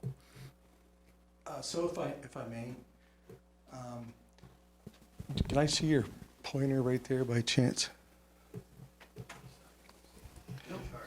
So my understanding of the original decision is that the cafe would not be located. There were specific buildings in question within the decision and also a certain area. And it says the cafe would not be located east of the north-south drive. The north-south drive is, I mean, my interpretation would be the north-south drive ends right here. So this would actually be the east-west drive here, and it's located east of the east-west drive. It's not located east of the north-south drive. Okay, so If it's in the triangle that you pointed to earlier, just to the right of your red dot there. so right over If it's in that here. triangle, isn't that to the east of So the it's- north-south drive? No, we would consider the north-south drive starting right here This would be the north-south drive ending at the corner of the east-west drive. And the cafe is actually located on this side of Building 6, and it is to the east of the east-west drive, not to the east of the north-south drive. I would respectfully suggest that's a matter that deserves some attention. That would be excellent. It would be excellent if it would just be factually determined, because it very well may have been drawn on a map where the parking and circulation pattern was somewhat different than the current proposal. Now, I'm not suggesting what the answer is, but. No. I'm but just certainly- suggesting that Certainly, we need an answer instructing because a lot of staff this to bring becomes the answer academic. is great. Finally, I would like to suggest that since the board is all new, I would like to suggest that you plan a site visit, and that in the site visit, you not only look and see where the buffer line is and where the project is proposed, but come and make the loop around where you could actually stand next to the residences in the area that are closer, because you ultimately will have to decide whether they're proposing an undue adverse impact on those houses, or whether it's an impact that you think is perfectly reasonable for them to bear. And if none of you have been there, you'd be taking. For the record, I have been there. And as have I. I go to for- yoga for- regularly. I For know other, that area. for other reasons. And you've been in through the gables and, I've been all the way over. I did a site visit. Great. For another issue we had, so just for the record. But I'm happy to go back. Sure, but I mean, I think as a board, it would be great, if this has got to be continued, to get Ravi's information about the prior permit. That I think it would be really, really helpful, and you'd all be visualizing the property in a similar manner. I certainly think familiarity with the area is important. A board meeting trip is one way of doing it. Individual board members doing it on their own is another way of doing it, with a lot less bureaucracy and record keeping. But I certainly agree that having the geographical context for the area in question is a good idea. Yeah, and if the offer's still good, Norm had said that he would do site visits with me if anybody wanted to go see, and we just show them what we each wanted to show them. My house, which isn't, the houses aren't up there. Yeah. So You can come right in. So And just at a, I'm sorry for interrupting, just at a high level, my sense is that before the board closes the record and comes to a vote on this matter, we probably need some clarification on conformity or lack of conformity to the prior board's decision with respect to location. Unless one of you guys knows, Obviously, unless one of you guys knows the answer off the top of we your head. appreciate that, and obviously, you have the files, and staff in a deliberative session can, provide you information. The concern that we have at this point is that the application was submitted in November of 2017, and, we are soon approaching August, and by the time a decision is made, there's an appeal period run. We're going to be hitting, November of 2019. And, I don't know how realistic it is, but obviously the businesses that want to expand are getting pretty antsy, and. Well, we can proceed without the clarification, but that's your risk. We understand. And I'm assuming that your client agrees that they're willing to take the risk. What is the definition of the risk that they're taking? Well, that we may have, if hypothetically we were to approve some or all of the request, that it would be for an area where they don't plan to operate it. Well, can we, as an approval, have them come back tell us where it's going to go? Well, I think implicit in any approval is that it has to conform to the prior DRB decisions and plans submitted with respect to the location, whatever they say. Okay, well, I'm that just- isn't, I'm that just saying, we could do that. whoever it helps or hurts, we're stuck with it after we make the decision. And I'm assuming you don't have an off the top of your head quick answer to that. Meaning whether the site as drawn conforms to the. Yeah, I don't. Okay. Only because I wasn't part of those discussions as far that as makes two that of us. interpretation. Well, actually, 6 of us now. Sir, in the back, were you sworn in earlier? Yes. I'd like to speak a bit to. So come up and grab a mic, or we can't hear you.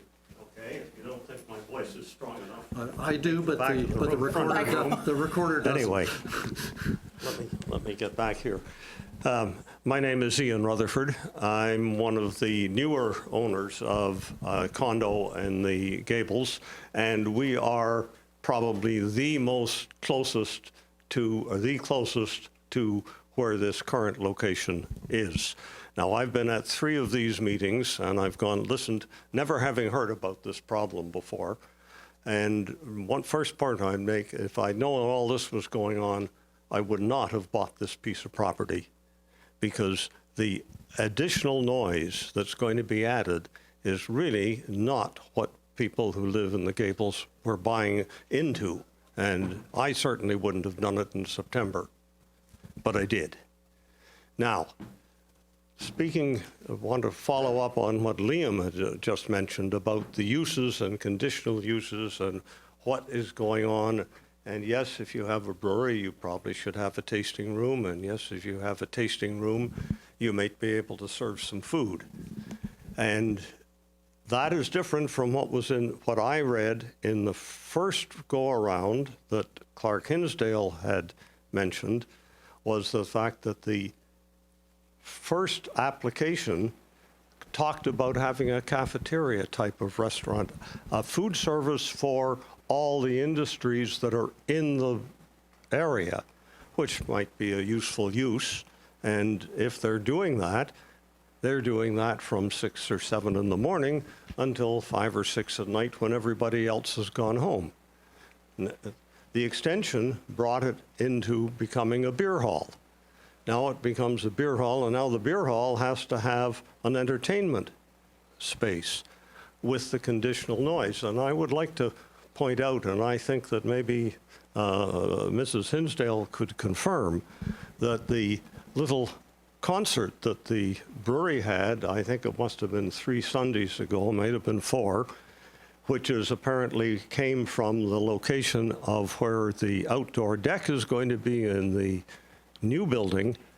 And that went on, as Rav said, it went on from sometime after noon until just before 7. And it was a band with amplification and heavy bass, and it went on all Sunday afternoon. In other words, if you were anywhere on the deck there, you could hear the deep beat of the drum. You couldn't hear any music that was going on with it, but the drums were reverberating over all the area. And quite frankly, that is not a conditional use. It's got nothing to do with selling beer. It's got something to do with trying to raise your public presence, but you can do that with advertising. Anyway, I just wanted to go on record and also remind, as Clark said earlier, that the board of the Gables signed off on something that I personally don't agree that they should have done. And I opened up that question, and it was confirmed by, I think, the lawyers on both sides, that the individual owners can deal with that separately. And I think that the way it's going, it's probably where it's going to go. And I think that should be enough for now.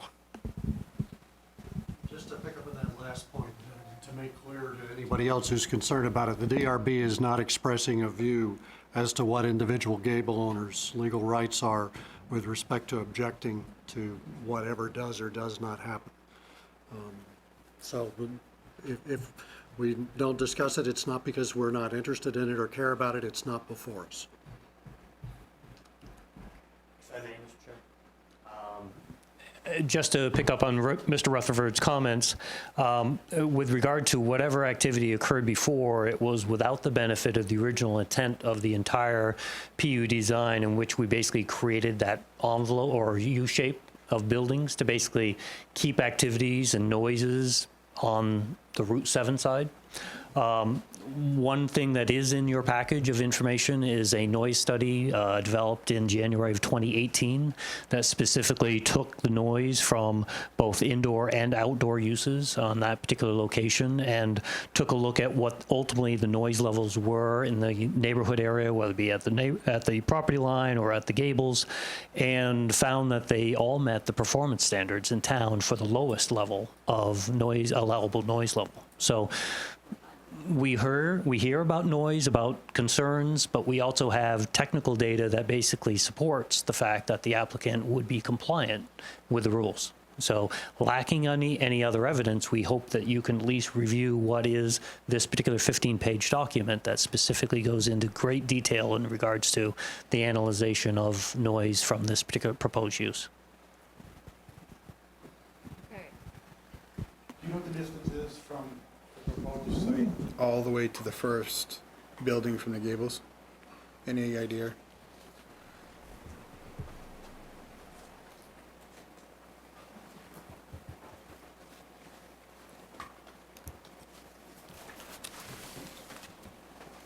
You by chance have a scale on it? I have a very small scale. 60? So hopefully it's a small scale drawing.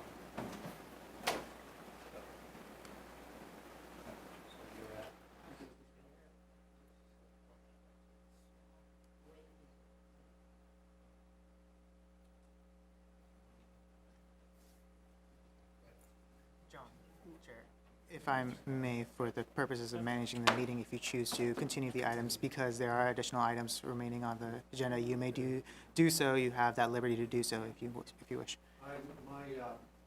Thank you, Robbie, for that observation and suggestion with which I agree. I think that this is going to be continued for at least one additional meeting. But before we do that, if there is anyone here who wants to make a statement tonight, either because they feel strongly about it or because they may not make the next meeting, we will allow you to put that statement in the record. Is there anyone who wants to add their perspective to the record before we move on from this to another case? And I will allow the applicants to have the last word in terms of comments. But is there anyone else who first would like to make a comment or place anything in the record? Okay, hearing none. Is there anyone of or representing the applicants who would like to place anything in additional in the record for this evening? We would just ask that you continue the hearing to a time and date certain, and that it be the earliest possible time and date certain. So August is often a difficult. Do we have, time to get a quorum. what's our next regularly scheduled schedule look like? August 7th and August 21st. For right now, August 7th, there may be quorum issues. I will have to reach out to the alternates regarding August 7th. Yeah, but there may be additional quorum issues too, notwithstanding. So I would recommend August 21st due to quorum issues, but August 7th is an option if the chair feels so. If we have a quorum, couldn't we just make it August 7th and have August 21st be the fallback? That may inconvenience the applicant, because then I would have to determine if there's a quorum, and then if there's not a quorum, then the applicant would have come here, and then you'd have to automatically come to All right. continue the meeting. Hang on a second. Yeah. Because I'm afraid I'm going to be part of the quorum, so I want to quickly. Well, we don't know what the August other- 22nd? August 21st.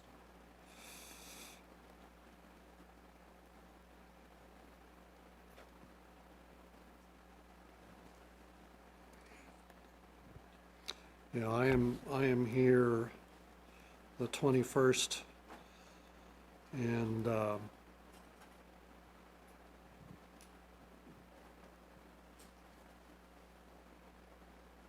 7th. So, which do you think more likely to have a quorum? Right now, the timetable probably the 21st. 21st? Okay, I appreciate your interest in doing the next one, but if we run out of quorum. I recognize August is always a difficult time to volunteer. All right, so just to expedite matters, although the chair normally doesn't make motions, I'll move to continue this matter to August 21st at our regularly scheduled meeting, and we will keep the record open until that time. All those in favor? Aye. Okay. So the Wait. We're, Well, no, we're we're closed. we're off. No.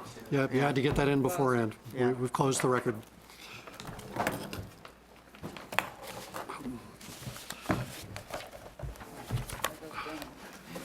Go get Jeff, hit him with a rock and bring him in here. That was good, John. No, it wasn't. Oh, I'm sorry. Nice to meet you. Have a good day. Thank you.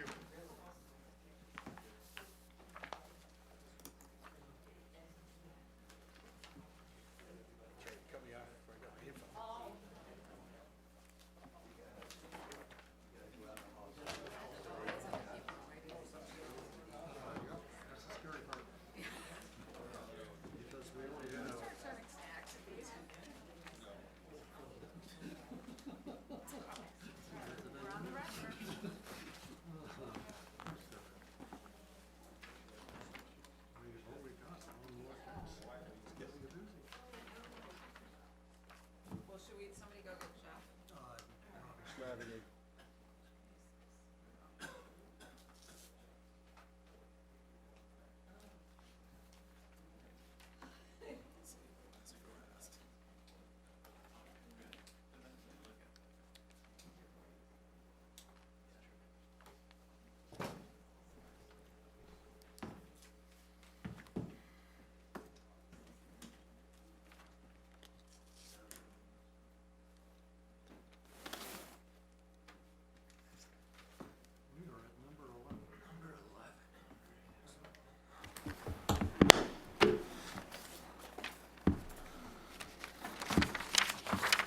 Okay, moving on. Application FBZ 19-01, SUB 19-09, CU 19-08, SP 19-06.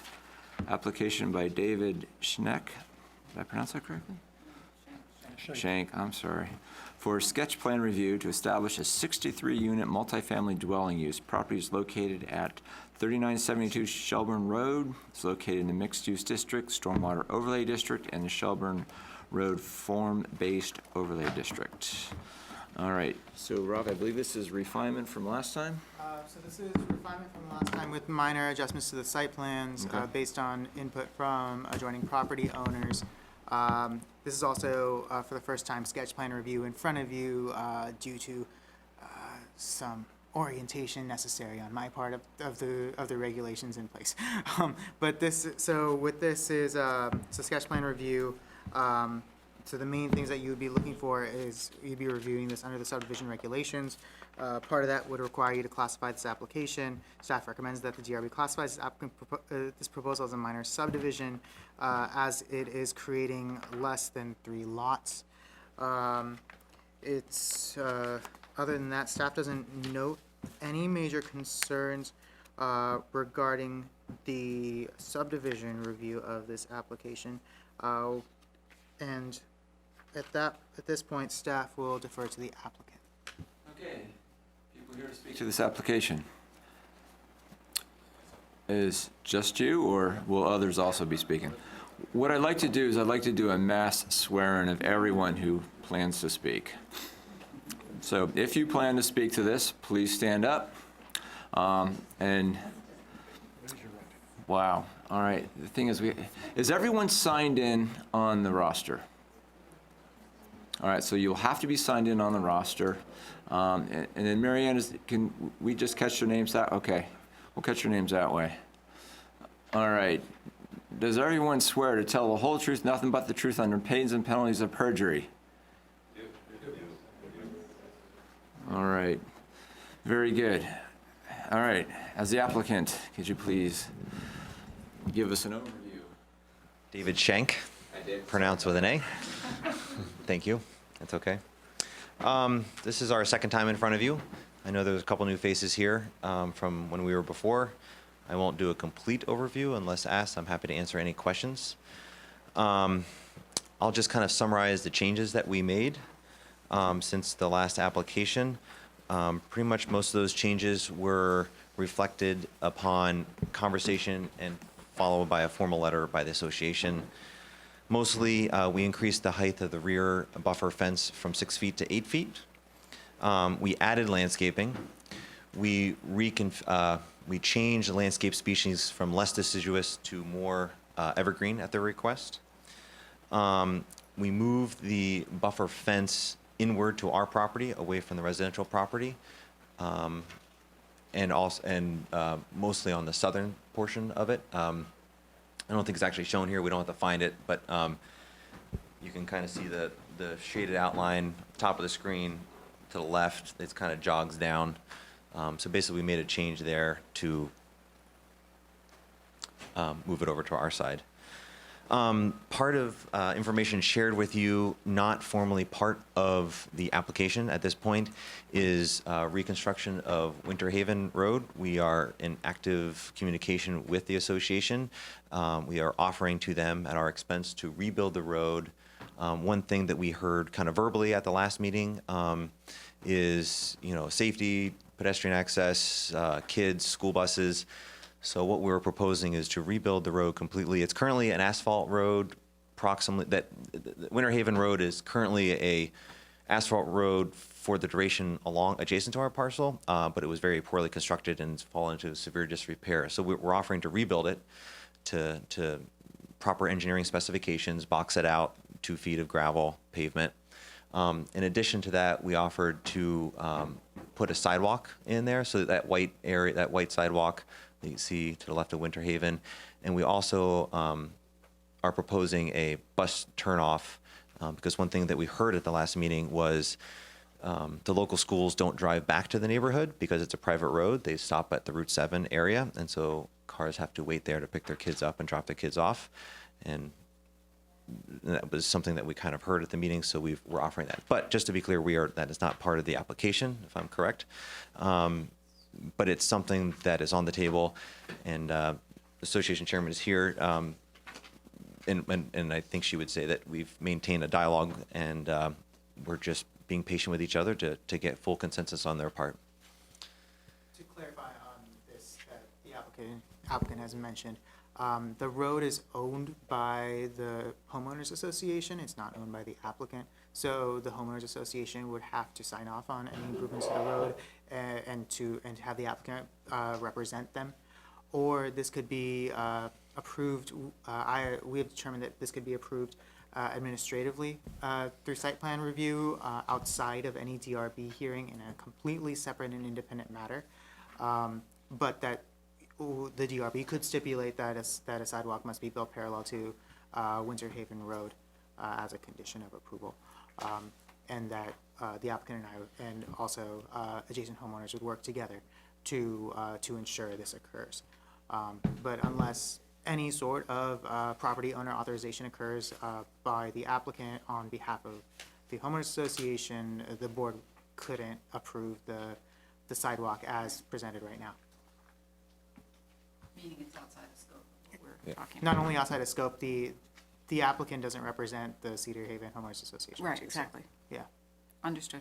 And so I think, just to be clear, I think we offer this information just FYI, right? What you're seeing here. So what you're reviewing probably isn't this drawing specifically. I think we're probably reviewing a drawing without the Winter Haven construction. Yeah, right. But this is just more. Yeah, for- context. Yeah. Yes. So that's, that was the elements of change since our last presentation. I guess I'll turn it back to you if you have questions of me. So clearly, there's some sort of relationship between the rebuild of the Winter Haven Road and the impact of the minor subdivision in this area. And I guess I'd like to pose that question to the homeowners association on that relationship and how this helps lessen the impact. Would someone be willing to answer that question or talk to it? I'm Gail Lindeman. Could you please? I'm on the board of. Could you use the microphone, please? I'm Gail Lindeman. I'm on the board of the Homeowners Association.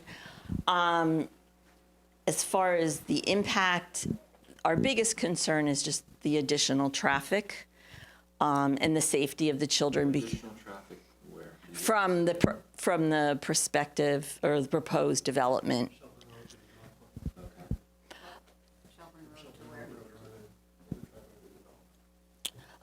So we have neighborhood children that have to walk that route. There's no sidewalk, there's no path. So clearly that was a concern. And right now, there's some complicated issues. That's why we haven't come to a decision yet, because we have to get all 12 homeowners on board in order to agree to an agreement with Mr. Shank. We do not have that right now. We're working towards that. We have everyone has very many concerns, mainly based on the size. And because the size of the project, you're adding 63 homes to our road. We currently only have 17 that use this road. The buffer area is very, very close to the back of several houses. So that's why we have been working with him to see what we can get for screening. That's been a huge concern, especially some of the neighbors on White Cedar Lane. Pretty much where the fence was before was probably maybe 25 feet from the back of a house. So it's very, very close. The sidewalk, the issue with the sidewalk is what we're in conversation with now is our utility lines are in that area. So clearly we don't want a sidewalk on top of our utility lines. So location of sidewalk and maintenance agreements are what we're trying to work out. And we're still in a conversation. I mean, we agree to that. We definitely agree to that. We plan to continue a conversation, and we hope that we can work everything out. But as of right now, we do not have an agreement yet. Hypothetically, they're worked out with the road. Has the school district been approached to determine if bus traffic will be suitable down that road to pick up students? We've approached the school district many times prior to this development coming, especially when the furniture store came in, when we had tractor trailer trucks coming up and down that road, and we were always told no. The only time a school bus ever came down into our development was when there was a little girl in our development that was legally blind. Okay. And they would only pick her up and no one else. So one thing that we have thought of to approach the school district is if we do come to an agreement on the sidewalk, to possibly have them at least picked up on that side of the road. Right now they're picked up in front of the furniture store. So they would have to cross that road constantly to get to the bus stop. So, I mean, that is something that we have thought about, is to approach the school district to see if they would possibly move that just slightly down the road. Okay.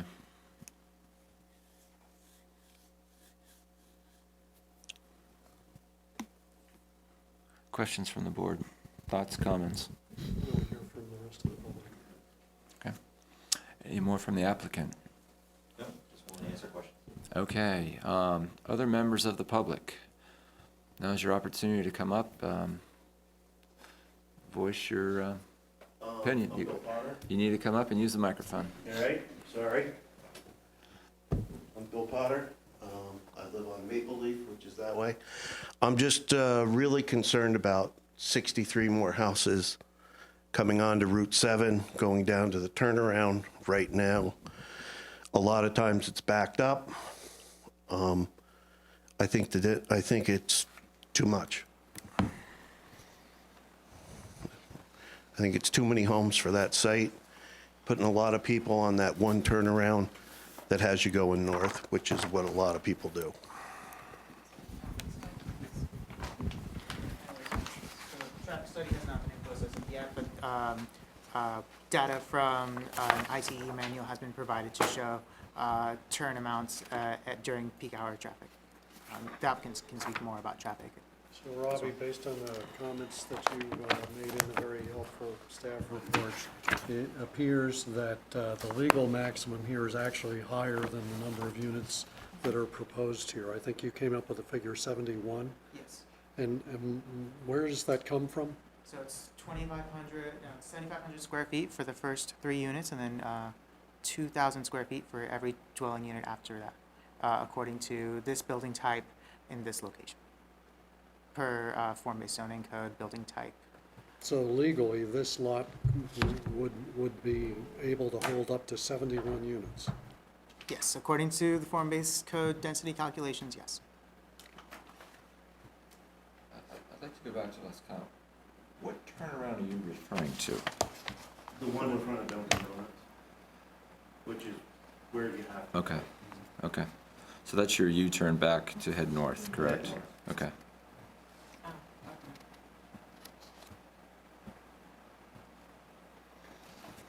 Okay, anyone else from the public? Please. Hi, I'm Susan Torncello on White Cedar Lane. And I was just wondering about the parking and the number of cars per unit. And I guess, I mean, I'm just envisioning a huge line pulling out in the morning, because some people are going to have more than one car per unit. And I just wondered about where, I guess, all the underground parking, that's what I've heard through Gale, and how that's all going to work. Okay. Would the applicant care to address? Just making sure I have the right number of units here. Just to kind of review the project a little bit, it is 63 units, 48 units restricted, age restricted, 55 and older, senior housing, and which is building A and C. Those are both 24 units apiece. Buildings B would be 15 units, market rate, not restricted to age at all. So I do own an existing 64 unit facility in another municipality, age restricted. And I will tell you,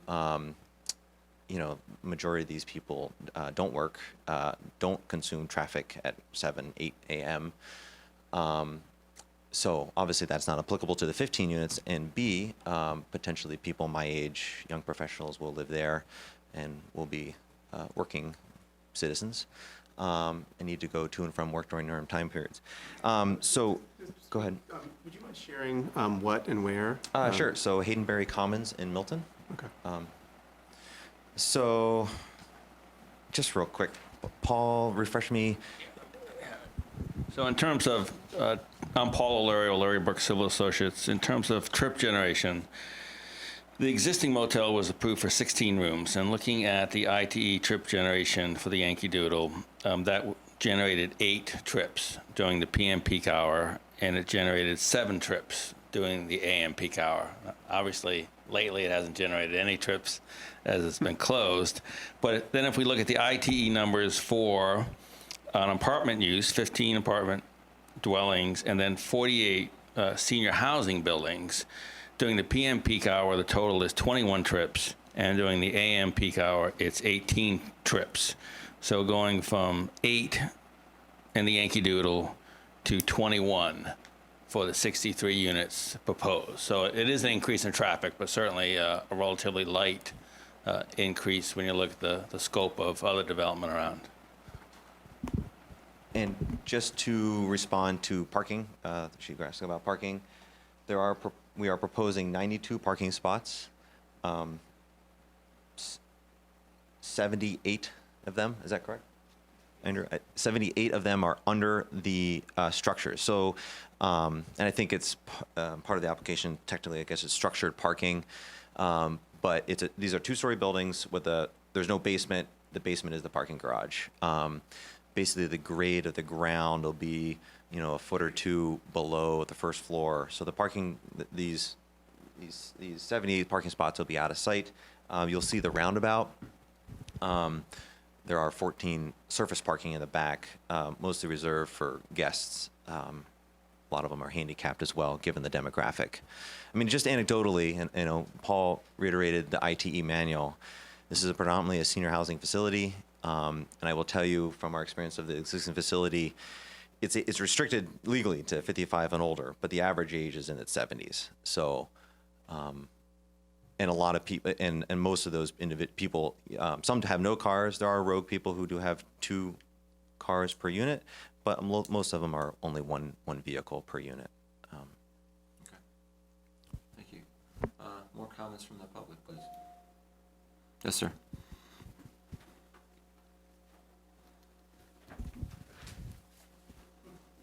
Hi, I live on the, my name is Ashish and I live on Winter Haven Road. It says 48 units for 55 year and old, but what happens when those 48 units don't get filled up? Will you be renting it to, will it get opened up to public for renter? And I have 2 little girls and I bought this house thinking that it's a cute little neighborhood and it's in Shelburne Village. I'm worried that the size of this, the way it's set up, and the amount of traffic it's going to generate, it's going to become more like Burlington North End, and it will the beautiful, we have a lot of trees, we have wildlife. I have seen foxes, I have seen eagle nest in the in those woods. I'm just concerned that it's going to change the face of the neighborhood so much that it, Shelburne Village, the way it looks and feels, is going to not feel feel that anyway.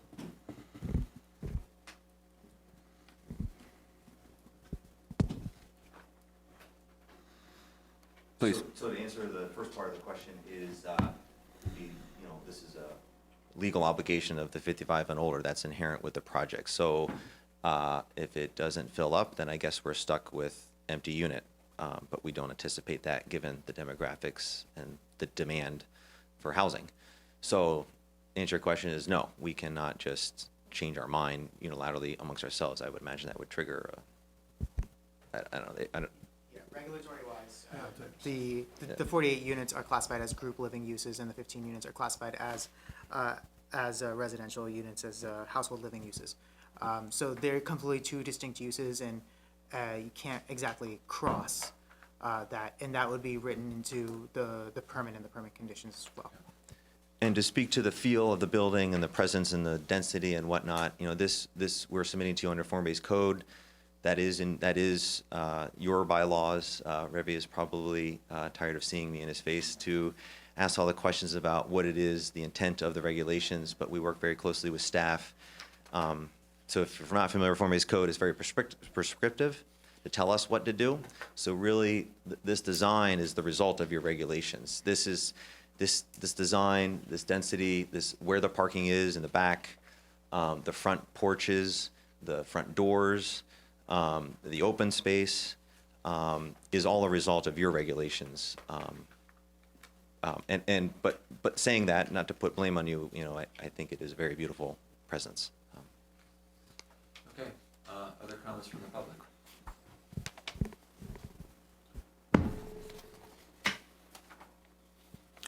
Okay, seeing none at this time. Questions from the board to the applicant, or comments, thoughts? I have no questions. What kind of fence is going in the back that's 8 feet tall? I think we have a detail on that. Actually, so on that, so the fence is part of the 20-foot buffer, which again is part of the regulations, and the regulations specify what this buffer should look like. Yes. And it requires a fence of 5 to 8 feet in height. We initially proposed the 6. Neighbors requested 8, so no problem. I'm not sure what sheet it's on. Sheet number 7. So I believe it's a stockade. Yes.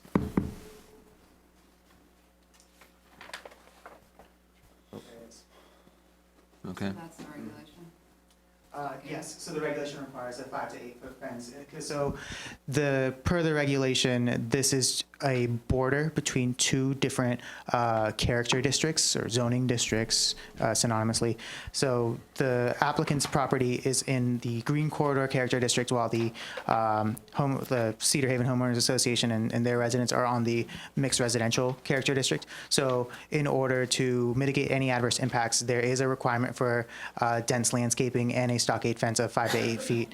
And also, I guess we call it like a step down in terms of the building form that has to be in a particular manner so to prevent any impacts in view corridors.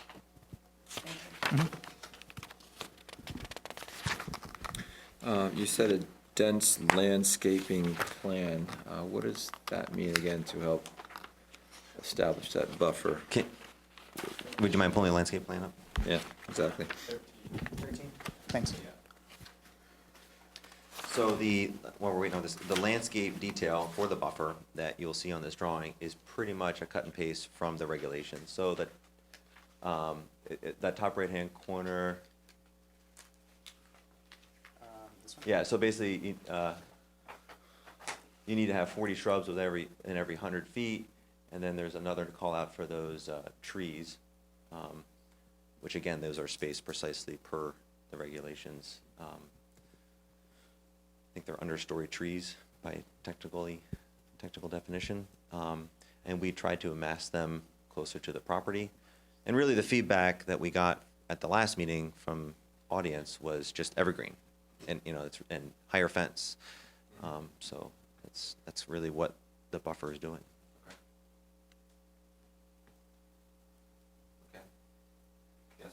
Can we just zoom out to have more of an aerial view and possibly to the neighborhoods?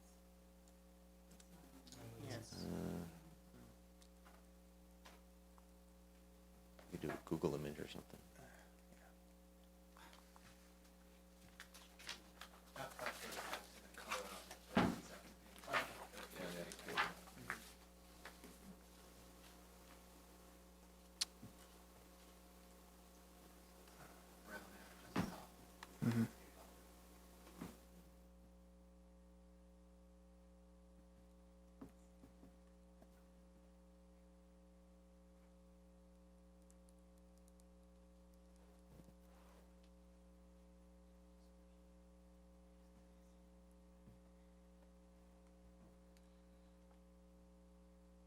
So again, the fence was moved more interior to the property line, is that correct? Yeah, more interior to our parcel, call it. Correct. It's a 20-foot buffer. You can distribute the things in the buffer where you want to. Mm-hmm. So we just basically, that forced us to consolidate the shrubbery in a narrower band on our side, which is we're fine with. Okay, and how far from the property line are you with the fence? I think we held it like so. 8 feet? Okay. If you use the microphone, you can. I took a walk. I asked David to mark the property line for us, so we got a perspective of exactly how close it is to certain houses, and to just see what woods actually would be gone. So my question to you is, in your form-based code, that fence, can that be moved closer to him so we could preserve some more of those woods for us? Because when I walked that, specifically, if you look at the top and on the left, there are the two notations. There's a house underneath those notations there. And I haven't talked to David about this yet specifically either, but some of those property markers are like exactly behind that house. I mean, that's how close it is. And I know that homeowner is very, very concerned. So my question to you is, if Mr. Shank and I can come to some resolution of moving that fence even further and leaving some of the very large trees in that area and then putting some of that landscaping in there, is that an option? Or in your form-based code, are there guidelines where that fence has to be and where the landscaping has to be?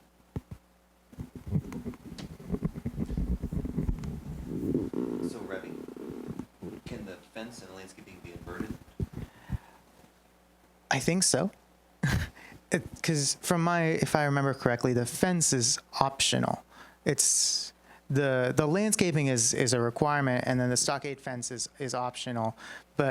And the placement of that fence has to be within the transitional buffer. So the way the landscaping is that's prescribed. That's what you have to do that. But the 5 to 8 foot stockade fence, based on my interpretation, could be moved into your property just a little bit further to accommodate that, if need be.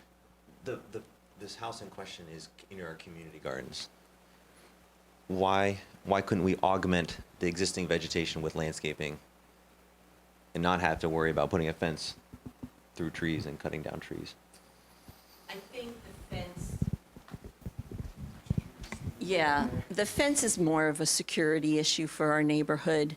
Right now, we have dense woods, as you know, and a lot of those woods are going away just by the project itself.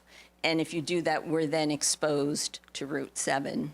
People's backyards are exposed. So yes, we would love to save some of those great big trees so that we could have some of the woods still, but the fence is definitely a security issue. Yeah, and privacy issue. Also, to add to this point, because Cedar Haven is a PUD, no structures can be put inside the PUD buffer at the moment. So there's no fences can be allowed to be proposed, suggested on the homeowners association's property. Inside DRB joke. Which is not funny. Yeah. So let's say the humor in the Yeah, no, and we don't need We it. just yeah. So, So- where does that leave us? Well, so let's go back and revisit what was being discussed, where the potential of softening the fence by having the landscaping on the side facing the homeowners. Is that something that is worth further exploring between the two parties? I guess my main question too is, with your guidelines and your form-based code, do we have that leeway of moving that fence even further out? Or is it specified exactly where everything has to go? Yeah, I think that's a good question. Form-based code tends to be very formulaic, and the reason that it gets fast approvals is that nobody has much flexibility. It tells you what to do. So I think that's a great question to get the answer to. My process question answer, Ravi, is this. We're at the sketch plan conversation stage, so we're just giving feedback for the applicant to consider as plans further develop. Do we procedurally need to get these issues resolved at this stage, or can we treat the applicant as having been given feedback from the board and the neighbors, and proceed to the next step where there will be additional changes made and the opportunity for applause or objections, depending on what they are? So it would be the latter. You can just put in input. At this point, it's just recommendations. It's not even enforceable conditions. Right. So any recommendations that would be put by you would be treated as such based on the input that you received in the record that you have at the presently. So you could potentially put in recommendations and close the hearing if you'd like. For example, though, getting back to the form-based code, if hypothetically, a great deal depends on how much flexibility we have with respect to the nature of the landscaping or the position of the fence. Do we need to continue the proceeding, or can that issue be addressed, understanding what the various parties' interests are, leaving the sketch plan stage? That can be addressed at a later stage. Yes. That's what I thought. So we're not locked in either way, No.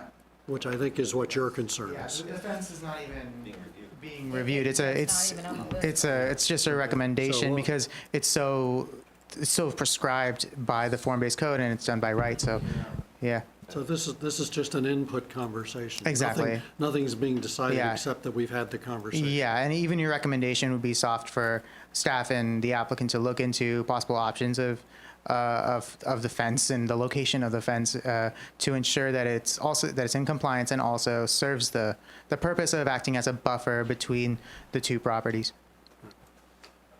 So, yes, and I view also part of our role as DRB to make sure, first of all, safety is like utmost priority. So from a board here, we have to make sure that we're not taking shortcuts. So there's that right look at making sure, like school buses and with the up and down, I get that. So that's important to us as a public entity to do that. And I'm not saying that's in question at all, but that's something that's important for us. The other thing is, this is a change to that neighborhood. Granted, there's an old hotel there right now. So as a board, I want to make sure that, we have proper dialogue between the parties, and it looks like that's occurring, which is good. And I like it that, you're still forming up ideas, which is great, because we hate to have it where people dig in and no one's happy. That's not a good thing. To add to this, per regulations for final plan applications, the applicant is required to seek out comments from town departments, including the school district, fire, police.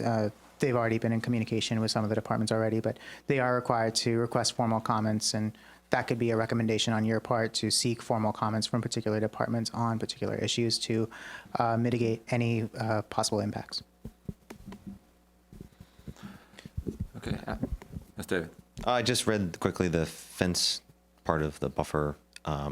Looks like you probably could put it anywhere within it. Okay. So I'm hearing about this the first time tonight. That's but my approach to it will be the same, that I'm happy to work with her and Okay. the association. Thank you. Other comments from the public? If you use the microphone, you can.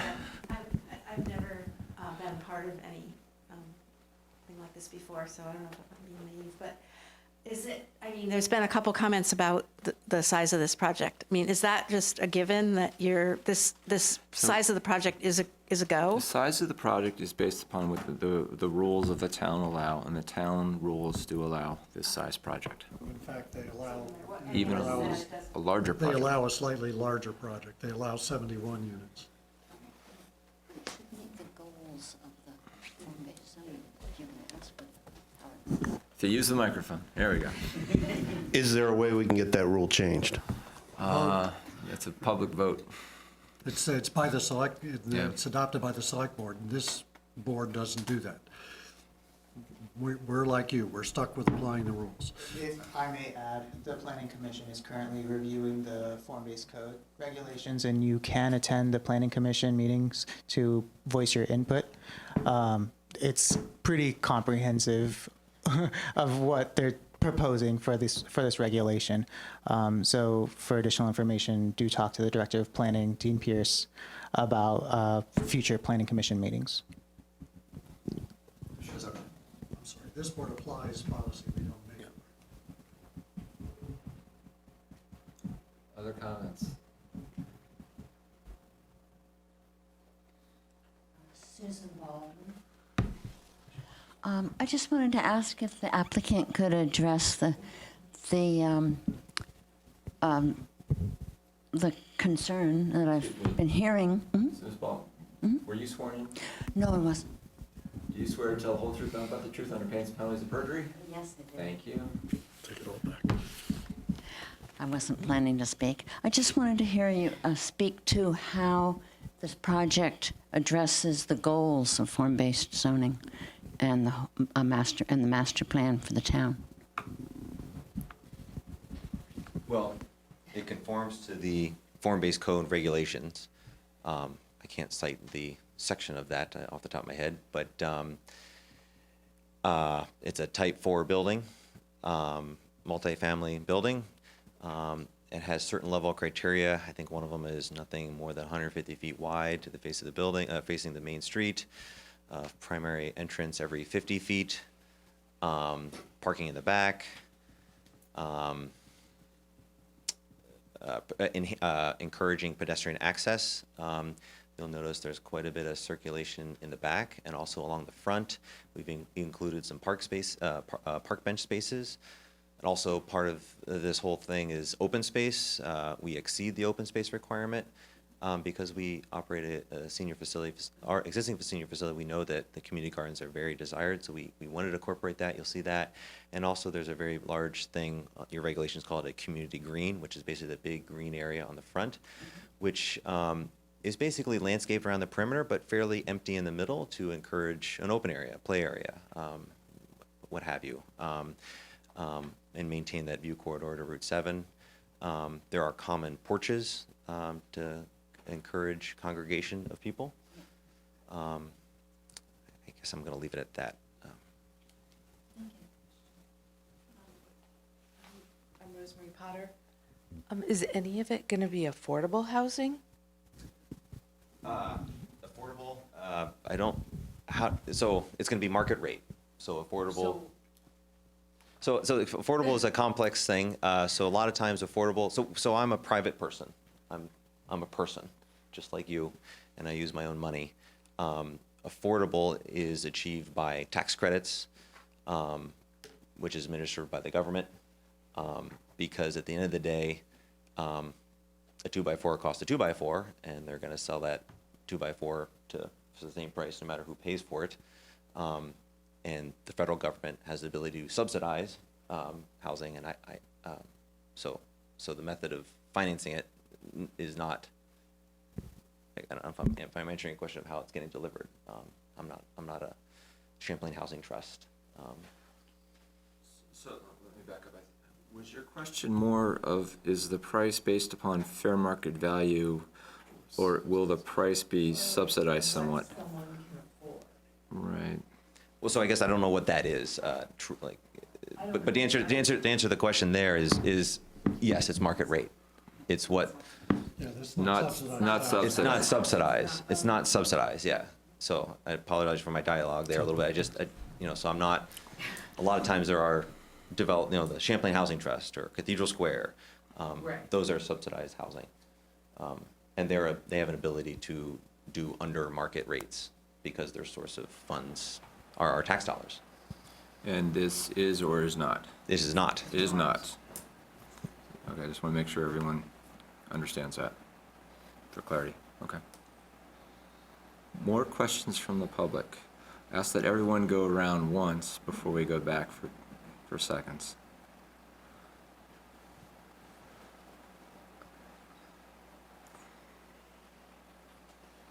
All right, time for seconds. Anyone? I'm Teal Chalik. I live in Red Cedar Lane, and I'm just curious about the design or layout of the sidewalk. Curious why half is on our property line and half is on the construction site property line. So again, anything to do with Winter Haven is just conceptual at this point. We have received zero real feedback or direction of what the association would want, and that was really all that is our interpretation of what was spoken by other community members at the last meeting. Gail has been very great to work with, but it just hasn't told us really what the association wants collectively. So we heard sidewalk, we heard bus turnoff, and we said, how about this? So, and then to answer the question, so that's the level of input of the engineering that went into it. So just in the backstory a little bit, why it jogs like that is our original plan already has a horizontal walk connecting our buildings coming down to Route 7. So it did not seem practical to have this new sidewalk, whatever it might be, have its own Route 7 access. Why not just kick it into ours to share connectivity? And then in that location, it's not shown on this drawing, there are some utility poles. I think there's a tree there, kind of where that bus turnaround is. So just from a functional standpoint, it made sense to keep the sidewalk on ours. And then it kicks over to Winter Haven because at the end of the day, the sidewalk was for their benefit. So that's why it's on theirs. But we are willing to put it on ours for practical purposes. Gail did mention that a concern of the association is utilities. We have no knowledge of where any utilities are. I don't think Gail does at the moment doesn't. We would be happy to receive that information and overlay that. And her concern was putting the sidewalk over the utilities, but I don't even know if they want the sidewalk. I'm just responding kind of just to the things I hear. So all of these things we're willing to explore. And again, Gail said it. We are in dialogue. So I hope I answered that question. Thank you. Any other questions, comments from the public? Questions, comments from the board? All right, any closing from the applicant? Okay, thank you. All right, so, we ready to make a motion, or do we feel like we want to do any dialogue afterwards? Oh, you mean like? At the sketch plan? Yeah, I'm okay. I'm okay. Okay. Let's go. He's- Okay. You gonna do it, John? Well, if Let's- I'm invited to. Let's see what's important to us.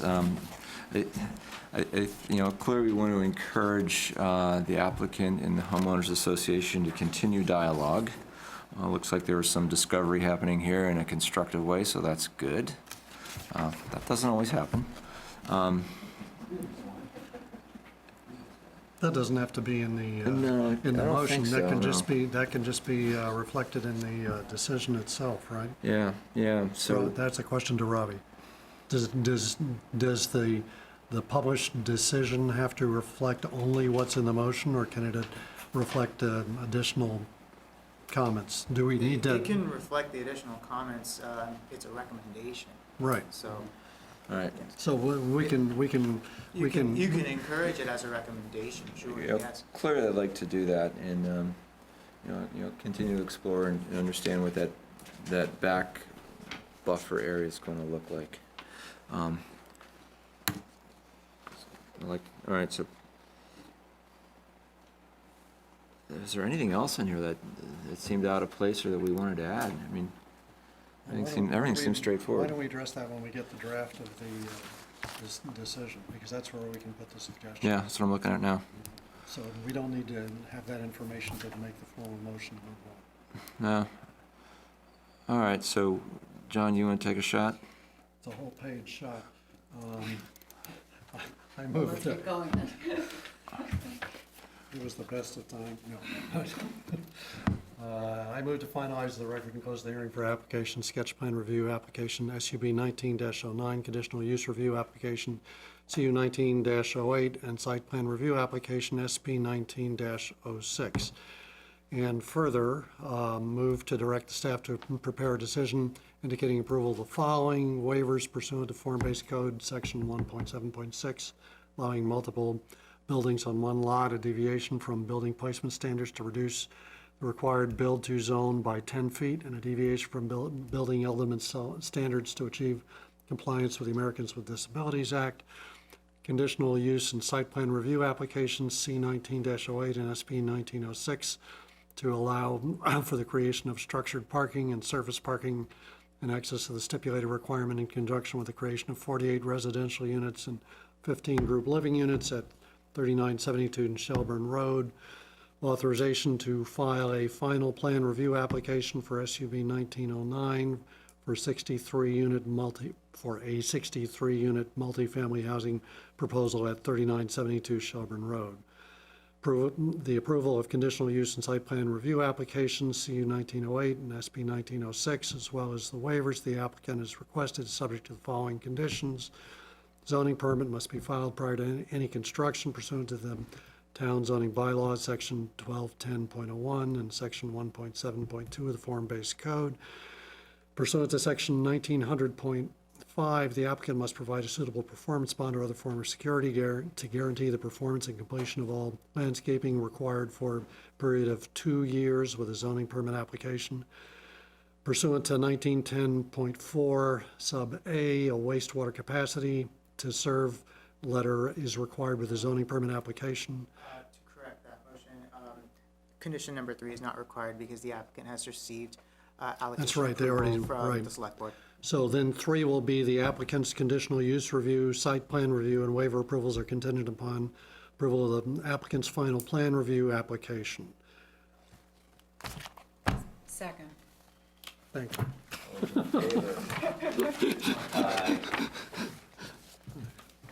An easier way of doing that? Yeah, one breath. Thank you. All right, thanks, everyone.